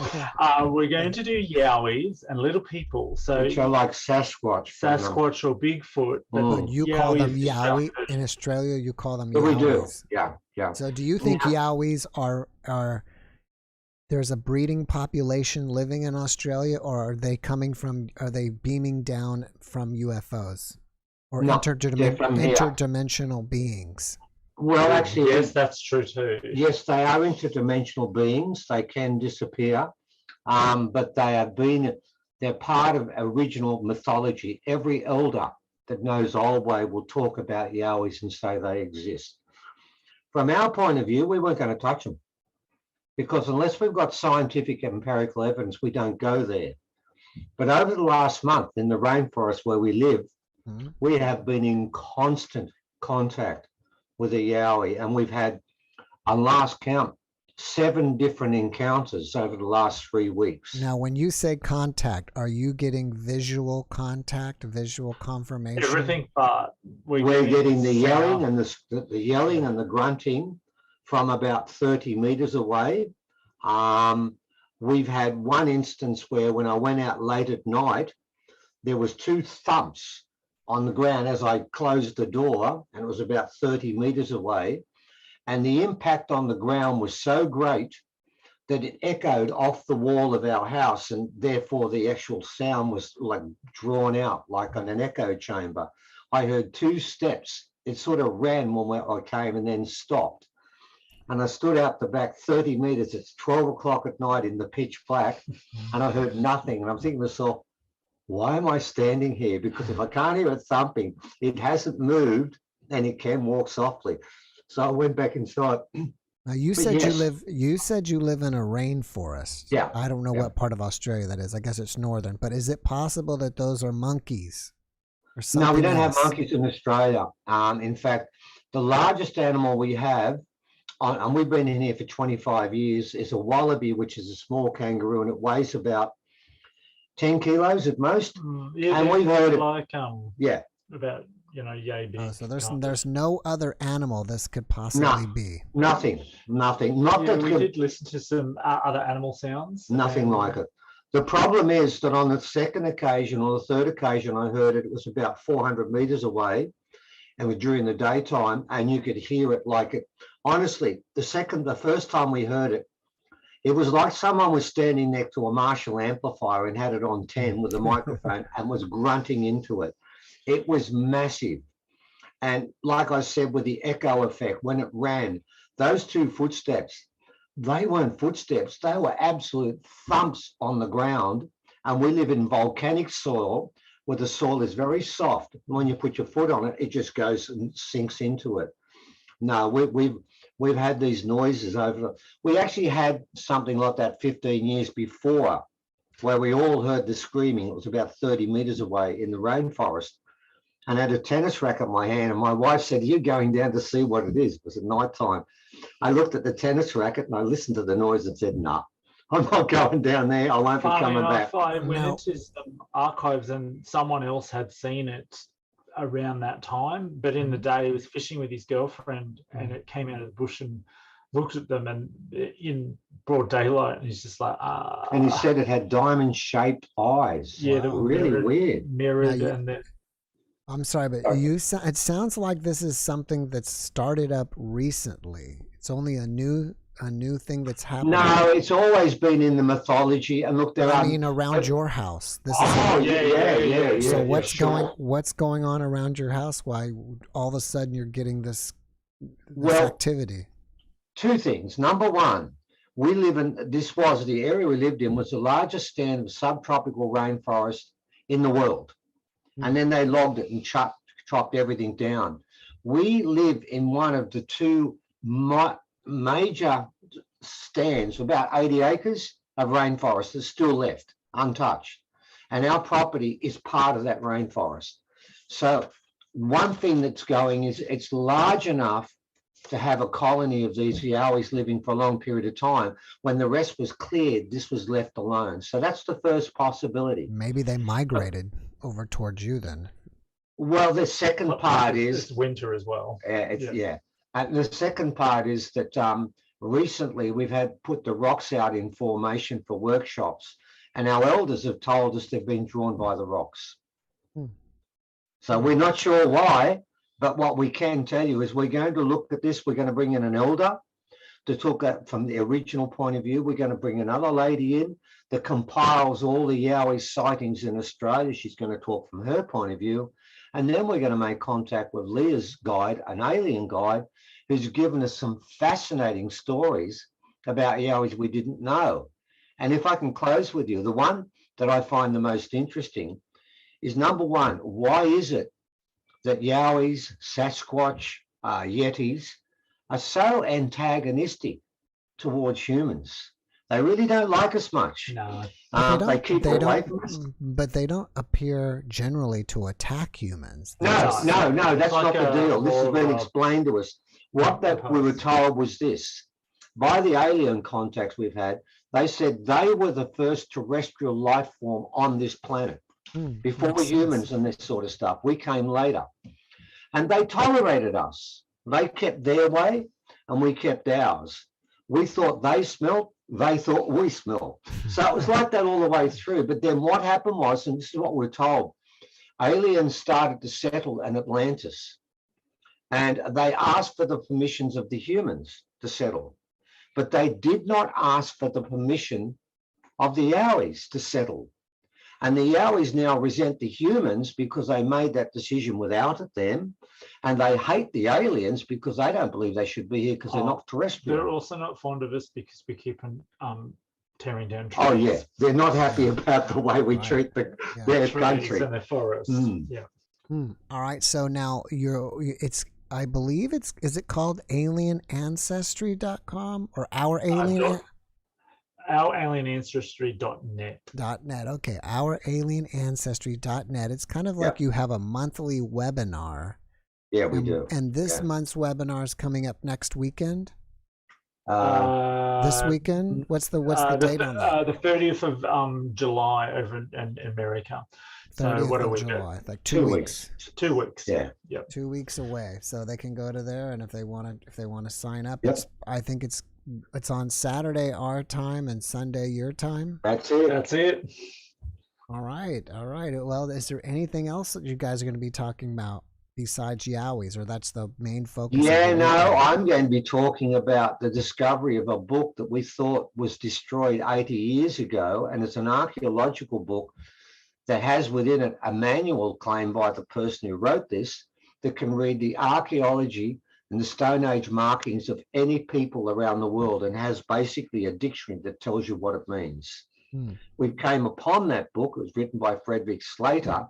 We've heard so much about it and everyone's been looking for it. We thought it was destroyed because it was going to be published in London in 1940. But there was a bit of a war that took place and the place got blown up. And he makes the most amazing claims about humans that we were far more developed when we began living here than we are now, and has all the evidence. And basically what he claims he can do is go to anywhere on this planet and look at the Stone Age art, which he calls pictograms, like hieroglyphs, and he can read them. And that would mean, if that was actually true, that would probably be the most important archaeological book that's ever been found. So we are going to start releasing sections of that and talk about that as well as the yowies. So we've got two things on. All right, one last thing before you guys go, and that is, are there any photographs of yowies from Australia? Photographs or video? Yeah, I think I just got sent links to someone taking thermal images of yowies, actually, literally 5 minutes ago. That's what I was reading when you phoned us in. And the lady that's speaking from the Yowie Central Group will be showing lots of photographs and films. That's her job. Yeah, because she's got, the other day she showed us footprints, like plaster casts of footprints and things like that. About this big with 6 toes on them. She's going to do all that stuff. Our elder's going to talk about from the original point of view. Her job is to provide anecdotal stories, pictures, photograph and film, so that our conditioned rational mind that doubts everything can be assuaged and calmed down. And then you can listen to the elder after that, and he'll tell you stories that we never knew about the yowies, and he's told us a lot about the ones we're dealing with. I've just been sent a woodcut from 1790 of some white settlers here doing a yowie. So yeah, I'll try to find a bit of that stuff from the archives as well. And last of all, Leah, who I've also had as a guest, I don't know if you would say she channels. Does she channel an alien being or what? Well, it's in conversation. Yeah, is a better way of putting it. It's not so much channeling, they have a talk together. Yeah, and she will be giving what the alien viewpoint is. Yeah, well, that's what I'll be asking her questions. And because we've started to discuss it, and he's gone into a lot of detail and given us a lot more information about who they are, and he's made it very clear they are incredibly intelligent, and no one will ever catch them because they have the ability to hide behind the curtain. They can go from different dimensions. They're capable of doing that. And that's solely as a protective device. So nobody is ever going to catch these beings. They're far too smart for us. All right, guys, I got to run. Thank you guys for popping in and letting us know. And I hope to see you back again for the next month one. Thank you so much. We appreciate it big time. Thank you. Guys, take care. Bye. Have a great rest of your weekend. Bye. Thank you. It's a nice guy. Got a nice soft voice. All right. So off we are staying busy. Busy. Let's see. Vane is next. We'll go to Vane. So yowies. You know what's interesting is there is a, well, we may not, I may get to that later. We'll see. We're trying to get Vane in.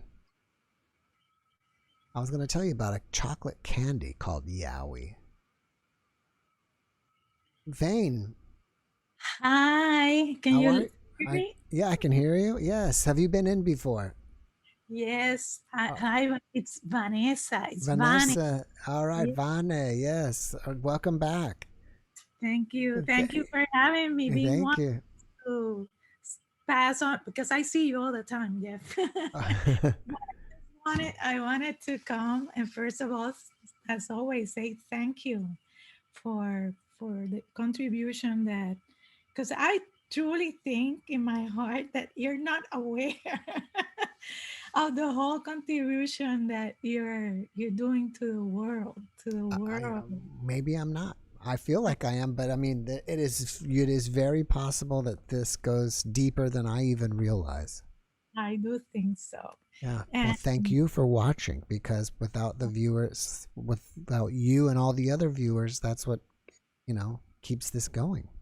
Yes. And I want to say to all guys listening, because I watch you all the time. I love to hear, people speaking and trying to just understand, right, what's going on.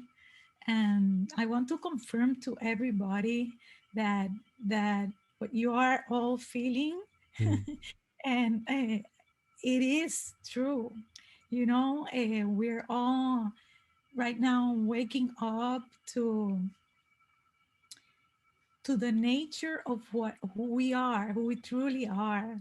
And it's great to listen and to see how many people, right? Because your channel is growing, it's growing, and it's gonna keep on growing, because how so much people are being awakened to the nature of what we are truly made of. And what we are made of is of energy. Right. We haven't understood energy, Jeff. That's what's going on. We know that energy exists. We talk about atoms. We study this. We study science, right? But the truth is that we don't know the depth of energy. And this is what God is. And as I said when you interviewed me, this was what was explained to me, right? And that is the sum of all existing energy there is, all existing atoms. And when we, like for me, when I got this intervention, this divine intervention, aside from having this spiritual, I say, boot camp that I was in, because truly that's how it felt. It has felt like that. Understanding how all this, the divine order in which creation was made, and how we need to apply that to life, how we need the language of energy is what everything speaks in this universe. And truly, when we get to understand that language through, at least they taught me, through universal law, and I could see clearly how everything linked, right? And how we needed to address. That's why, since people we don't see ourselves as energy.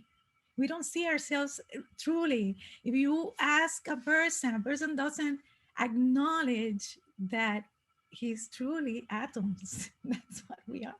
And in a human body, the average amount of atoms for those listening is like put a 7 and 27 zeros behind that. So if there's not something more powerful than that, that's why we come all from light. That's what, when we decompose the human body and everything there is in this universe, at the end of that change of through the periodic table of elements and everything, what we get is atoms, it's energy. Let me ask you something. Do you believe that our body is created by our consciousness, or our body and our consciousness are two separate things? Well, actually, our body is a manifestation, is a result of our consciousness, what you would call our consciousness, or our spiritual body, or our energetic body, which never dies, because energy cannot be destroyed. And that was created in the creation. And I'm going to take you to, this is how they told me, right? How I was taught. And God told me, look, Vanessa, in the creation, if you go to Genesis 1:1, chapter 1, when he created water was there already. Because if you read the first verse, it says that the Spirit of God was hovering over the waters. That's what it says. So water, which is the symbol for, I don't know if you know this, emotions, because you know that when we cry or we're happy about something, we get water. I never thought of that. Interesting. And that's why we are born out of water also, because water in our mother's womb is the best conduit of electricity, as you may know.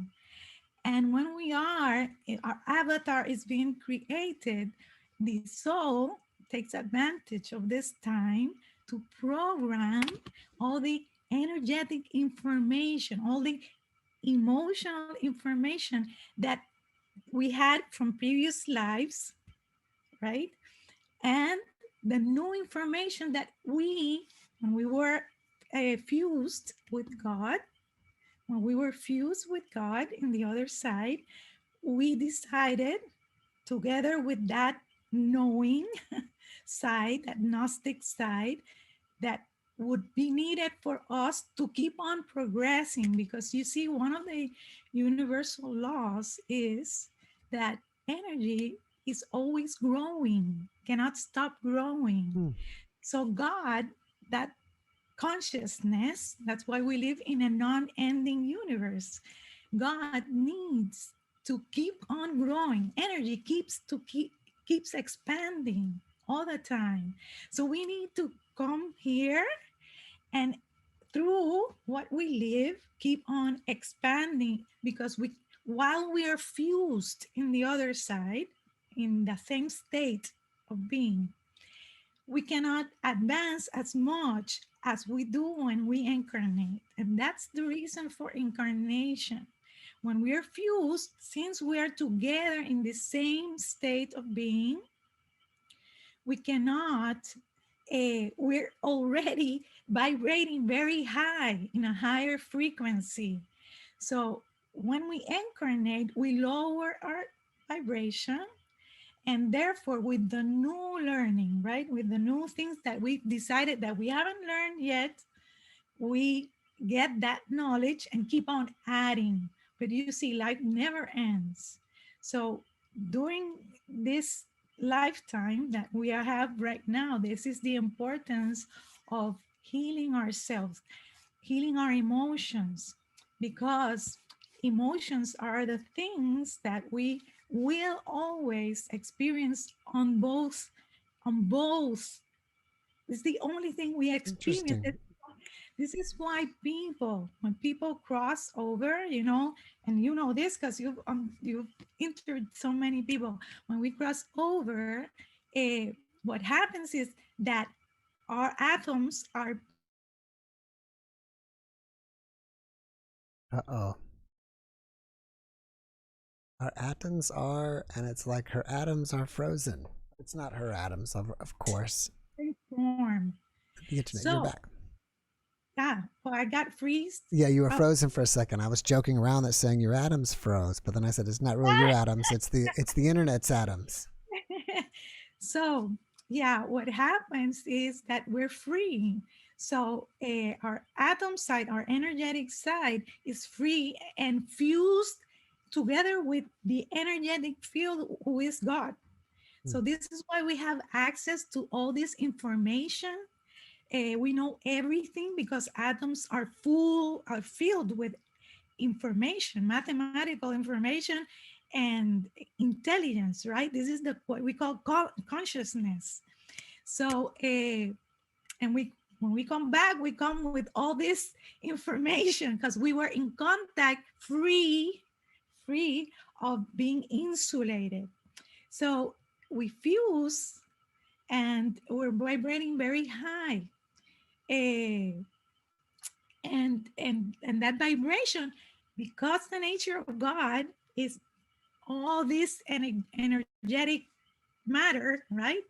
He needs to grow. He needs to keep on growing and keep on growing. And we are contributing to that growth when we come here and we incarnate. But it's through the emotional part, because that is the only thing we experience on both sides. When we cross over, this is why we feel love, we feel compassion, we feel all these emotions, right? And people have all these experiences through their feeling, what they're feeling, and they describe this Gnostic, right, experience, and that they didn't feel they died, because truly who is experiencing your life right now is your energetic body. It's not you, it's not the physical body. That's the one that feels from you. So when we cross over, it doesn't, for us, there's no difference, right? There's a confusion, certainly, because up to that point, we were not aware, we were not totally aware that we were, that we have left the body. And, but once we're aware of that, we are aware that we don't die. That it never stopped. We never stop feeling. Yeah. And actually we feel more. The feelings are stronger because now the atoms are free to vibrate higher. That's why we feel emotions to another level. That makes sense. Yeah. And then after that, that's why when we're incarnated, it is important for us to pay attention to our emotions. And when our emotions then will create what you were speaking about previously, that you're going to do an interview, I believe today or something like that, about our beliefs. I'm posting that one tomorrow. I already interviewed her. Exactly. Well, after we have those emotions that we feel, that trauma that marks us since we're little, and we don't have to live traumatic things. Sometimes it's things that we decode in an incorrect way since our childhood, and those things stay with us, and we take on those for example, feelings of insecurity or whatever, and transform that emotion into a belief about ourselves, like I'm not capable, I'm not worthy, all these things, right? And because we have those then created, our thought system also is going to get infected about that.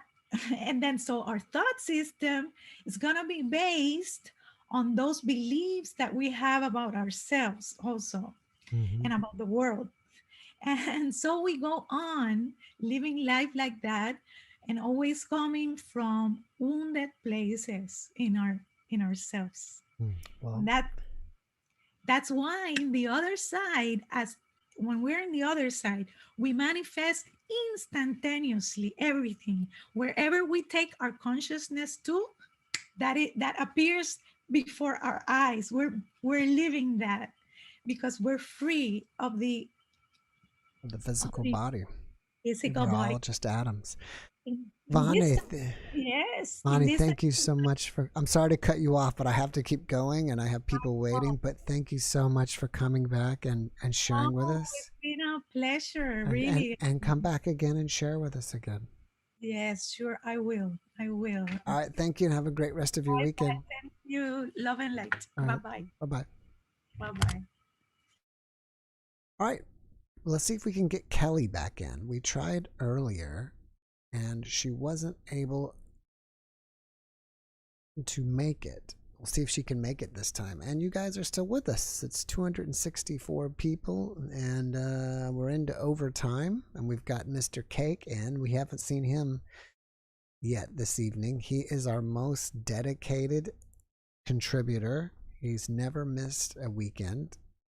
And it's kind of like, you know, with your kids in school, how they get like, how they're never absent over the whole school year. He hasn't been absent since we've started. And I think Kelly, oh, and someone left. Anyways, almost every podcast we get one person that they just seem to have difficulty connected. I'm not really sure what's going on with Kelly. But let's bring Stephen in, and I'll put Kelly back into the waiting rooms. I'm not kicking you out, Kelly. I'm just putting you back. And we'll bring in Mr. Cake and see what he is up to this week.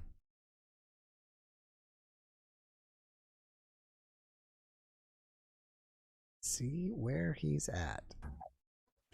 And who will he be today? Is he Mr. Cake or is he Mr. Trump? Well, hello there. If you've spent 30 years in a desert, if you've got at least one farm, that's pretty cool, man. So it's Mr. Kenobi, Stephen Kenobi. Kenobi, that's my favorite name. I've been playing with my lightsaber just for fun. So how have you been this week, Stephen? Well, I told you every day is very difficult for me because I lack carrying resources or power. So society works out pretty good if you have enough carrying resources or power, but if you lack those, you're just kind of screwed. You're just like an orb floating in the wind. And worse than that, man. It's terrible. Someone requested Kermit the Frog. So I brought a friend today, my little friend here. We're going to sing a little song called "It's Tough Being a Frog in the Swamp." It's very hard for me. My name is Kermit, and I'm a frog in your swamp. And we're jumping around looking for a pond to have some fun in. Yay! And remember, kids, stay open-minded, but not so brains fall into the swamp, because then the gators will get them. Uh-oh. Uh-oh. What's new with Monique? She's just always here all the time. Is it possible? Yeah, she's right off to my left. She's there. You can feel her? Yes, and she moves my body. Yeah.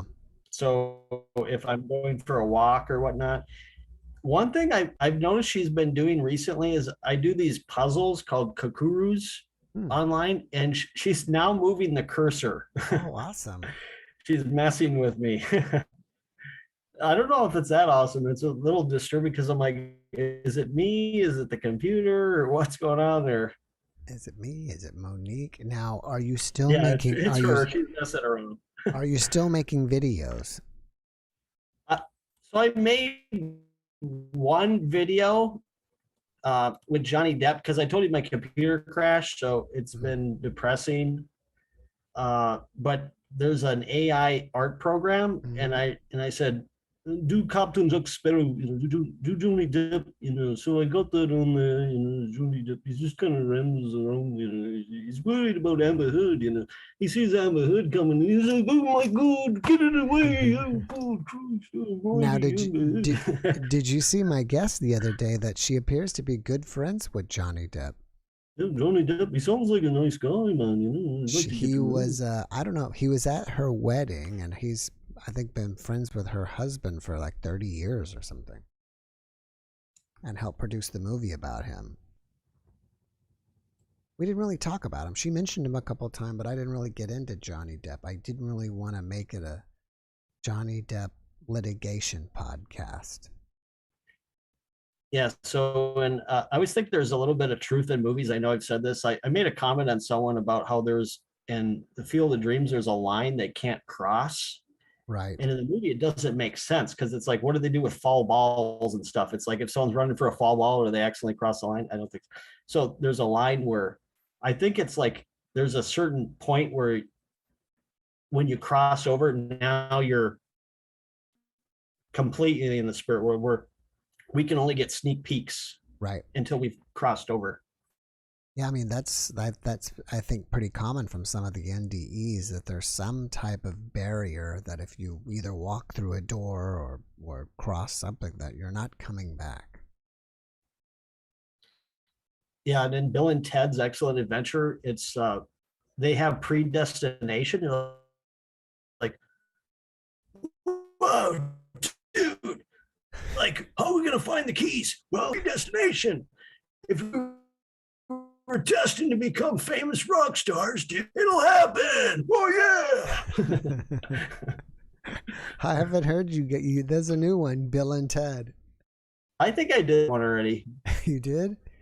But if they did Back to the Future today, that it's like Marty would say, "Hey Doc, I'm back to the future. I'm back from the future." All right, future boy, who's the president in 2016? Donald Trump. Donald Trump. And who's his vice president? Oprah Winfrey. I suppose it makes sense for all the real estate, and then you got to be good at a talk show and all that. Makes sense now. So do you ever do predictions or get things of the future? For example, do you think Donald Trump's going to get reelected? Well, I don't think the future is set in stone. Mm-hmm. I think there's possibilities. And so, but I do think that we've gone past the point of where just voting is going to solve the problems in this country. I think it's going to take more than, because they say, oh, we'll just vote someone new. And it's like, I think we've gone past that point because the average age of an empire is 250 years. Mm-hmm. And we're right about that time. Yeah. You know, I spoke to someone the other day that is a weather scientist, and we didn't speak about it on the podcast. And I was thinking this, and he actually told me this, and I was surprised because I'd already thought this.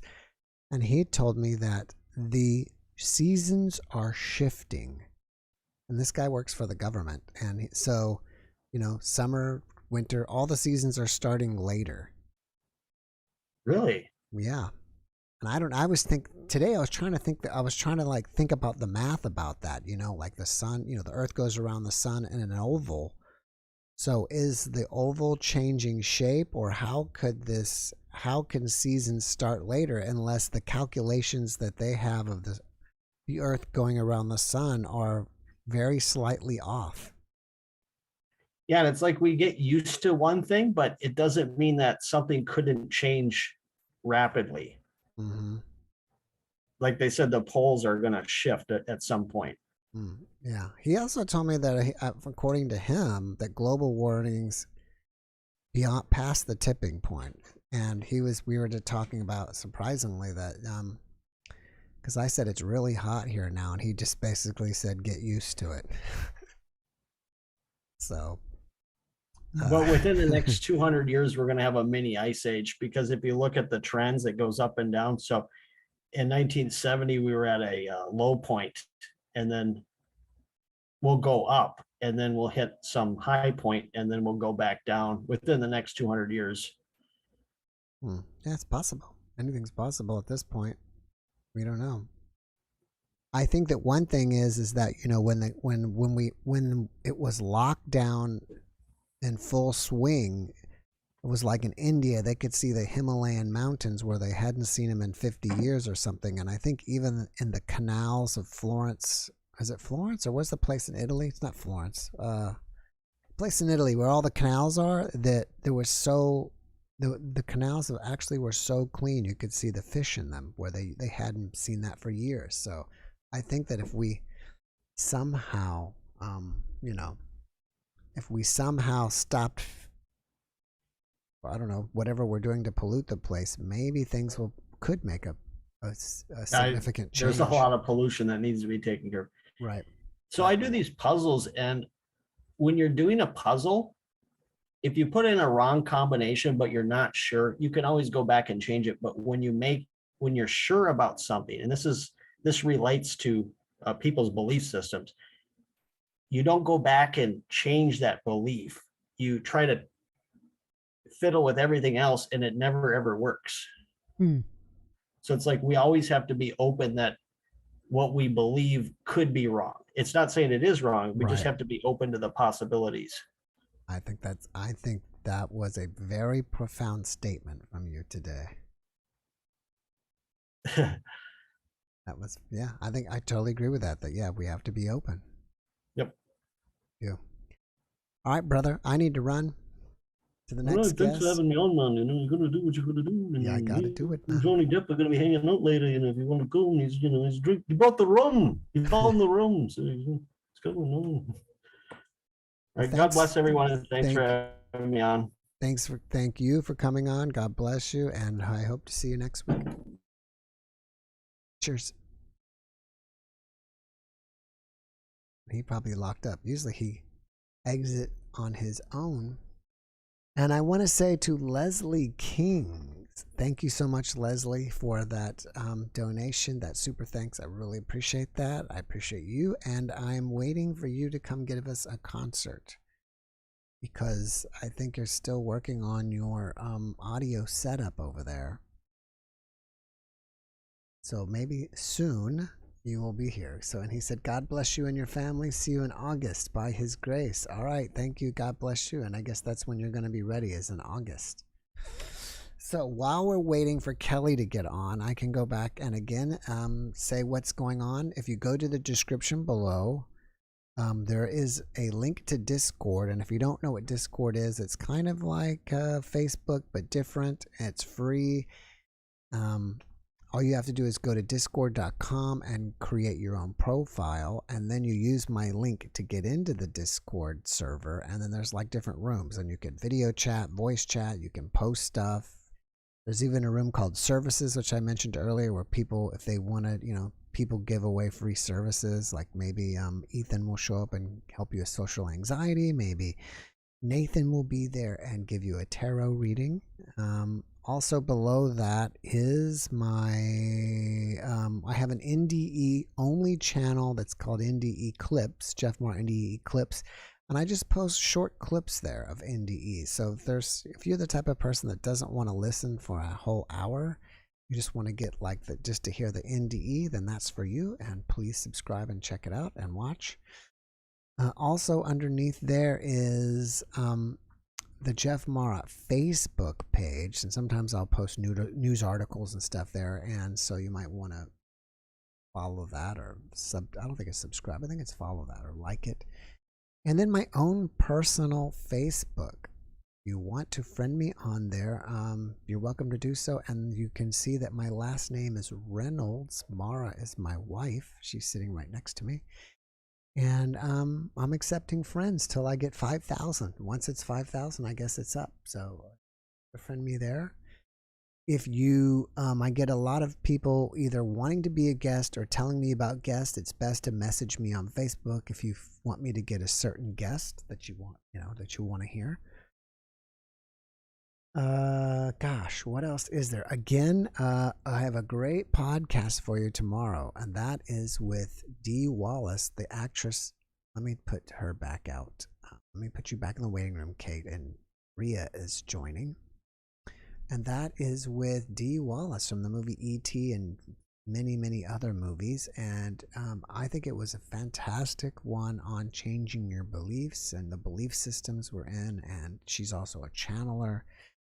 And I think you're really going to like that one. And we talk about E.T. and what E.T. was really about, and as well as some other stuff, I think. I have, I was going to go over the ones coming up. There we go. All right, so I'm going to ask to unmute. Hi. Hi, Rhea. Yes. Hi. How are you doing? Great. I'm fine. How are you? Great.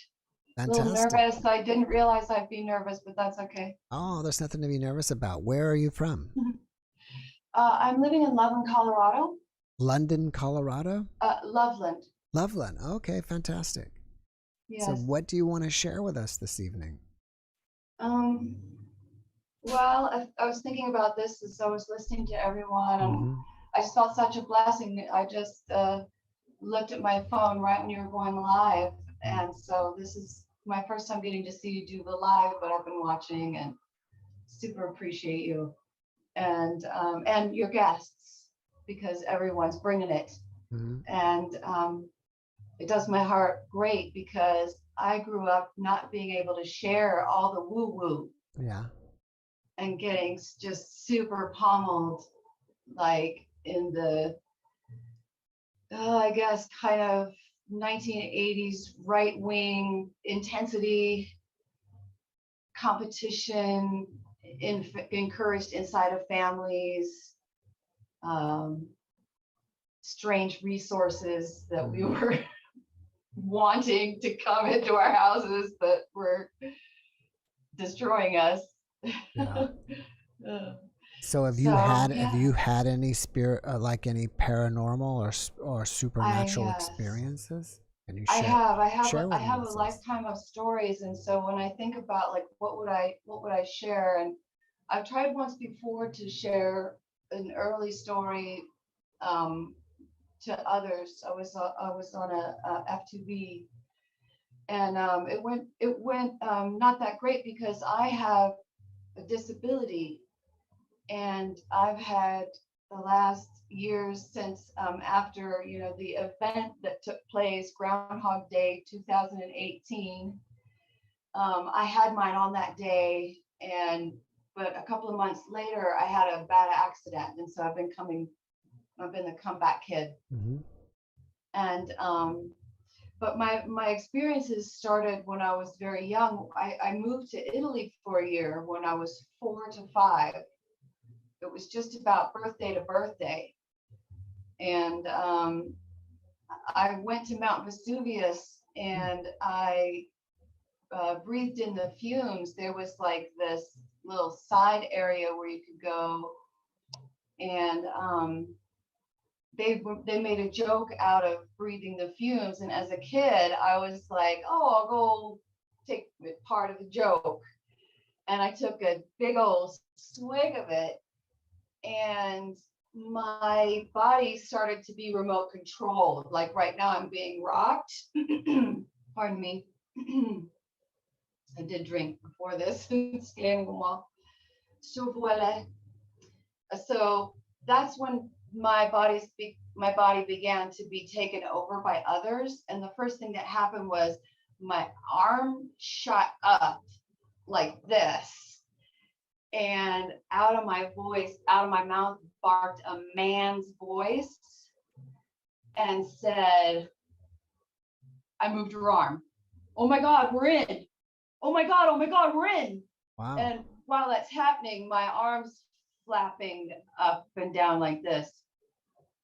And at this moment, my family's getting ready to have a picture taken. It's like, we get somebody to take our picture, and the family's smooching together. And my sister, who's standing next to me, is like, what the is going on? And my brother is just kind of like going like this, and I can't make it stop, and I'm wrestling with it and trying to make it stop, and I grab a rock, and I'm trying to make it stop, and it like gets all stuck in my shirt, and they snap the picture, and I'm like going like this, and my face is like that. That's interesting that they use the words "we're in." It's like as if they hacked you, like a computer. Yes, that is really. And I used to tell the story, and I started telling it as soon as I could, because I lived in Italy. I had to learn Italian to be able to speak to somebody about it, because my own family's paradigm wasn't bioavailable to, you know, let's break this down. You Well, know? when you Wasn't said a that, thing. when you were speaking in a man's voice, I mean, did your family look at you and recognize that it wasn't your voice? It was only my sister who heard me. And she did have a what the what, and she was kind of like moving away from me. And I remember seeing that out of the corner of my eye, which made me try to control it even more. But after that, I started having just tons of very negative experiences. I became a person who fell. I fell many times in my life, and that was the last accident. And like from the dead of sleep, just fall out of a bunk bed. And, you know, I get put back in the bunk bed. Happens again. Fell down a cast iron spiral staircase that was in this library, and I just put my foot through it and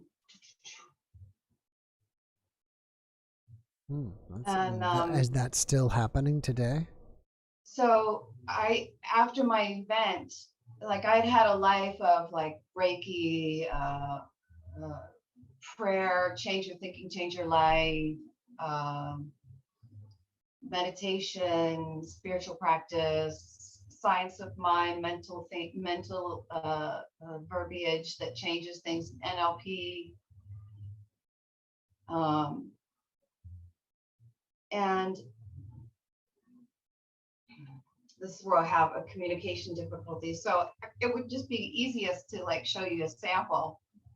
Right. Because now it's a trip. I've been with it for a long time now. And I woke up one day and they're like, okay, you're an oracle. Get used to it. Like in that movie, The Matrix, that's you. And you're the number 144th archetype. And you, because I said yes to the Cryon promise. That was in his first book. Okay. And it was you decide to be on Metatron's team with Cryon, and it's the same team as who we would call Jesus, one of the Christed beings, but we call him Jesus Christ, Jesus the Christ. Details, schmetails.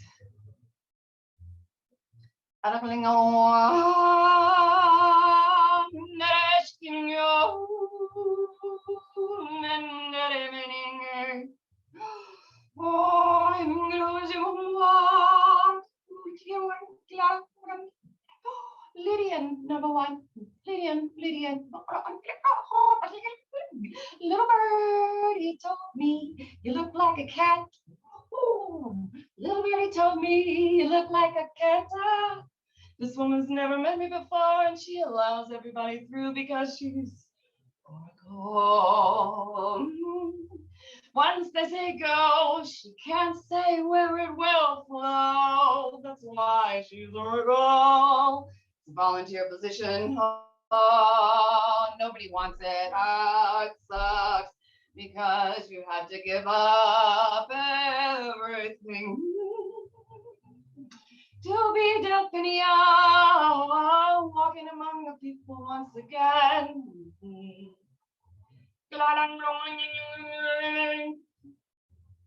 Soon comes the day and the pole will wop to Waco, Texas. That is north. Waco, Texas, North Pole. Bye-bye, Florida. See you later. Oh, unless you want to get one of those floaty things and attach it to the entire bottom of your house, put a sail on it and get ready for the biggest ride of your life. Woo, Osha. Because the Life of Pi showed you, and so did what's the other one? The airplane one. Oh, the keto. Oh, away.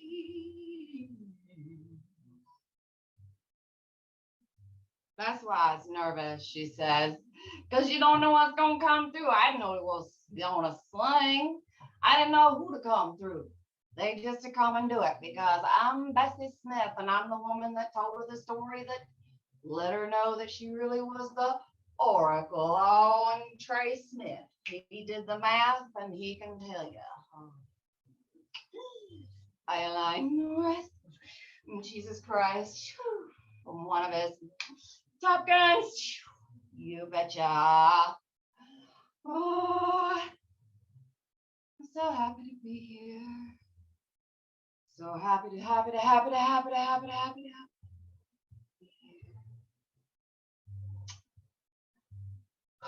So it can be anything.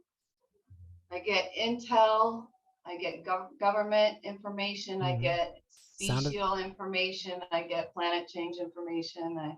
It sounded like you got global warming, that Florida's going to be filling up with water. And you said something about Waco, and I didn't catch completely what that was. New North Pole is going to be Waco, Texas. There's a 3-4-5 triangle with the latest North Pole position and the very cold spot in the northeast in the Atlantic.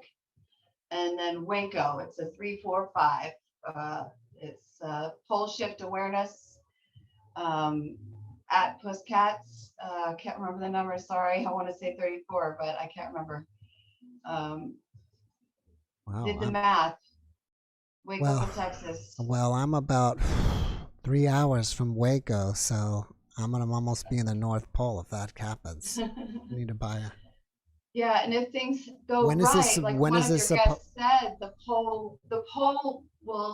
electrical grid will stop, but then the pole will go to Waco, and it's like the planet lassos itself, and then we pivot and we do the turn, and then we pirouette and we go back up on a straight north-south that goes like this in its journey. And that's why we're speeding up and slowing down and speeding up and slowing down, because we're getting ready to go whoop, like that. When is this supposed to happen? Well, Maverick Star says, I think his latest is that it's about 8.5 months away.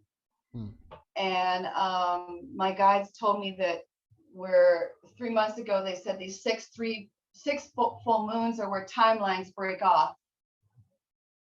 And there's the different pole swap scenarios, the people that don't want to pole swap, the people that think that the COVID stuff is the more interesting story. They'll, go. I mean, there's just a variety of stuff happening, but at the full moons, there's also these kind of final of some kind of pressure that's supposed to set us up. So I think it's to be considered imminent. Wow. Well, Rhea, thank you so much for coming and sharing with us. I hope you come and share again. It was very kind of you to come in and give us some information. Thank you for watching, and have a great rest of your weekend. Okay, bye. Bye-bye. And we're going to try to get Kelly in one. Oh my gosh. My wife just reminded me. Well, we'll see if we can get Kelly in. Now, I remember that we had the remote viewing. So I'd forgot about it, and it's been sitting on my desk for a week. If you guys still want to, I have my object here for remote viewing. So if you guys are ready, what we can do is, if you want to actually guess, you can at least guess shape and color before I put it up.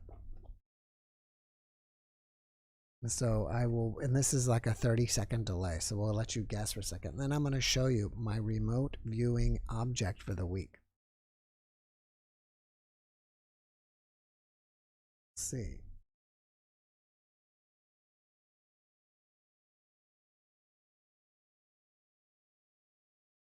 We'll see. I'm waiting for somebody's going to be guessing and before I show it. And I'm not sure what's going on with Kelly's, what it is. Okay, small ET figure. That would have been a good guess. Yes, 2 ends. Orange, possible one on one end. It's kind of close.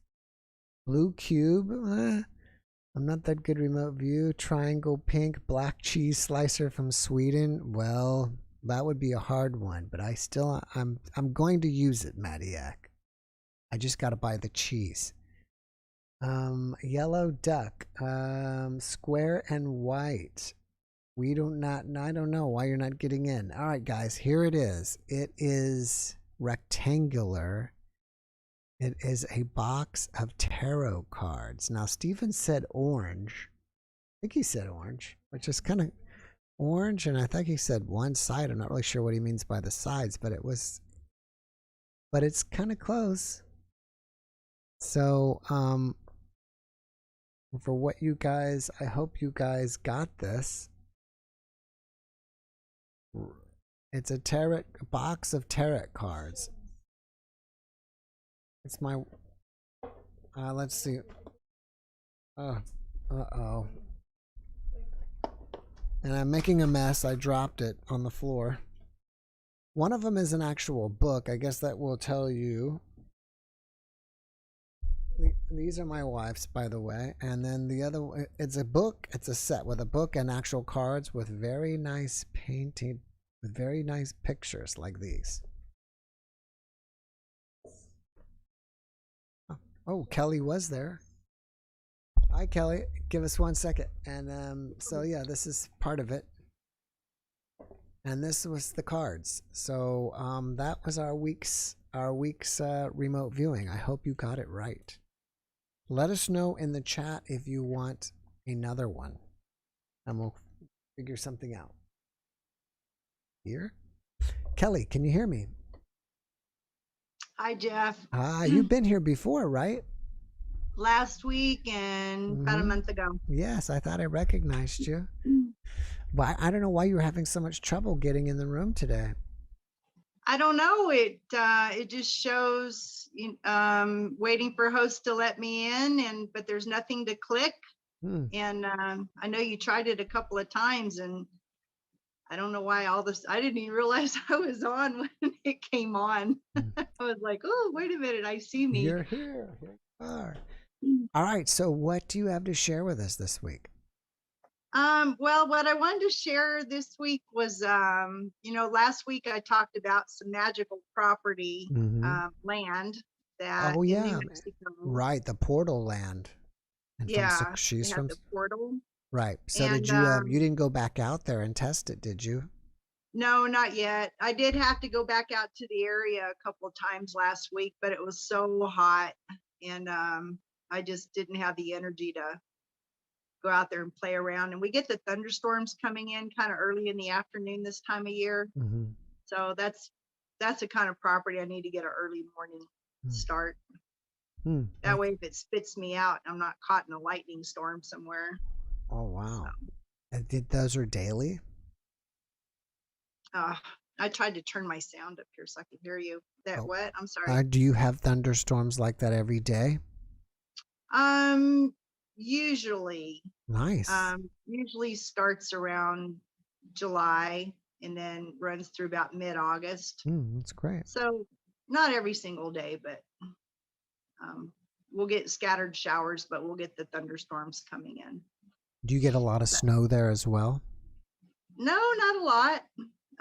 It's in an area of New Mexico where typically that elevation, if it does snow, might get a few inches or even an inch or what have you, and it's usually melted off the same day. All right. So it's mild 4 seasons. All right. Well, it's more than we get.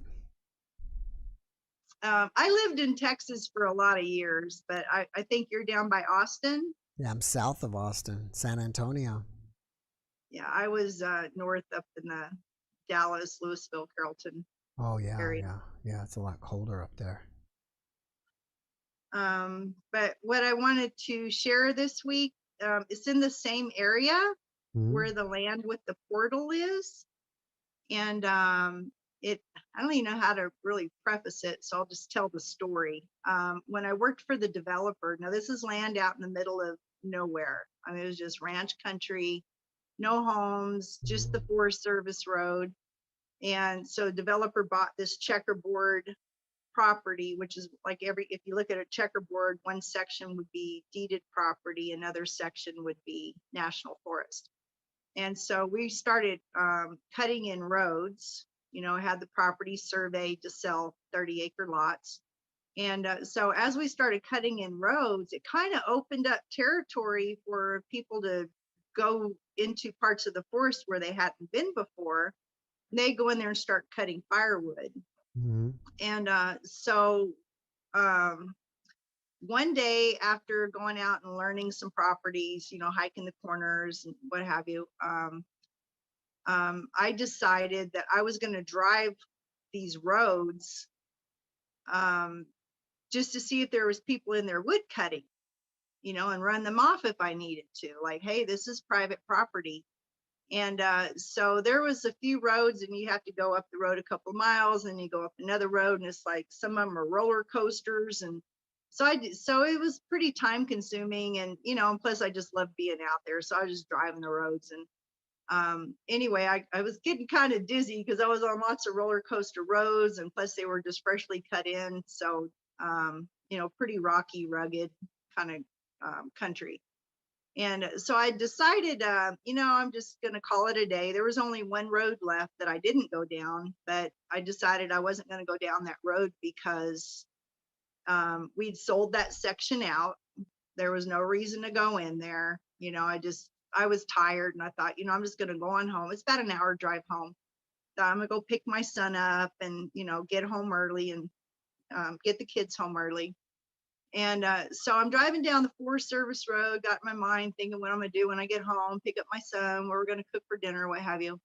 And so that's what was on my mind. And and this voice, I call it the voice. Now I don't know if it would be like an angel, Holy Spirit, a guide, what.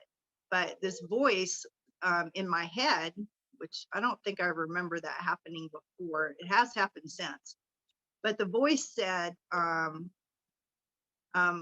road that I decided I wasn't going to go down, it was the last road.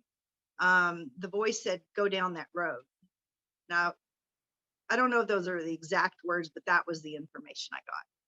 And and I, kind of thought about that, and it's like, and then I just kind of brushed it off and got back to thinking about, getting home and the drive home and, getting the kids picked up, and just blew it off. I'm not going to go down the road. So the voice again said, go down that road, right? The one that I'm not going to go down. And now it's getting kind of pesky. And, it's so natural too. It wasn't like I was looking in the back seat of the car, like who's talking to me. And so I'm kind of arguing with it. And it was like, I'm not going to go down that road. It's like, there's nothing down there. We got that section sold out. I'm going home. It's just, I'm tired. And the voice says it again.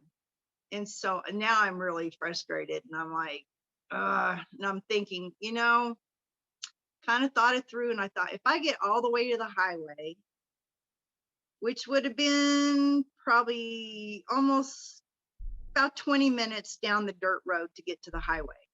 I thought, how whenever you leave the house and then you might be thinking, oh, did I turn the stove off? And then you go all the way back, turn off the stove. Well, I kind of figured that's how that was going to be. I'll probably get to the highway, and then it's probably going to bug me so bad, I'm going to end up driving all the way back to go down that road.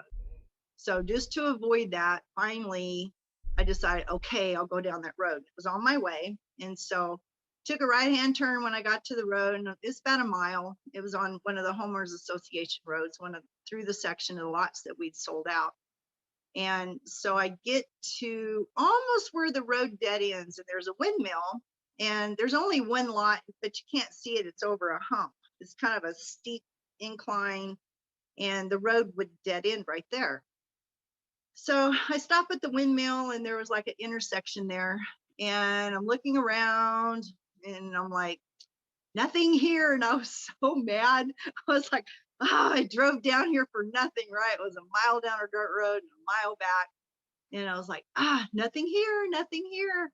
And so I go to leave to get back on the forest road to head back to the highway. And I'm getting ready to do that. And then the voice comes back. It says, go to the end.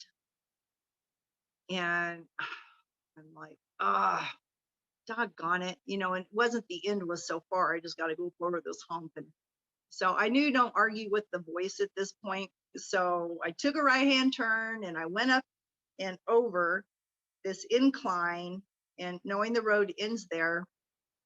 And to my shock and amazement, there was an older couple.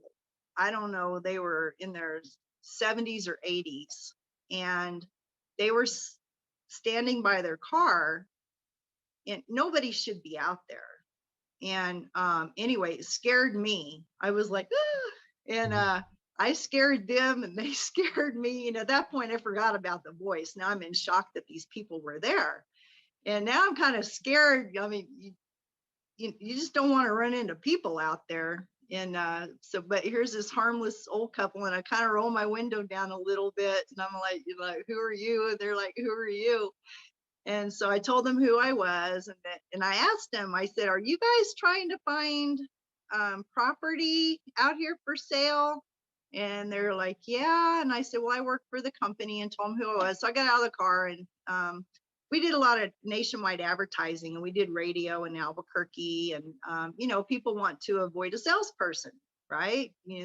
Especially from a developer, they're scared they're going to get hoodwinked into buying something or what have you.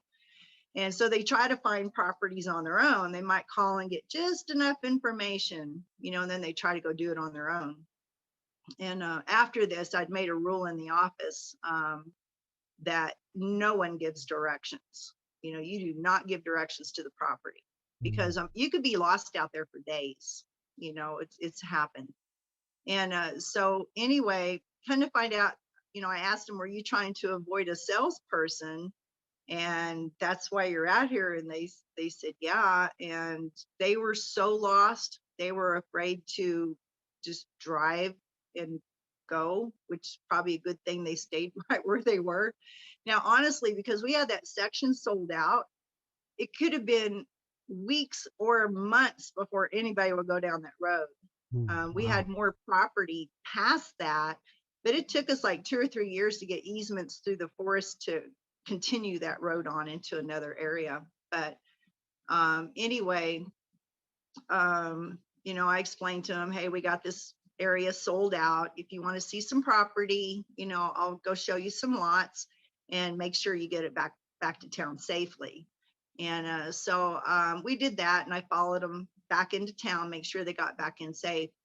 But that just stuck with me.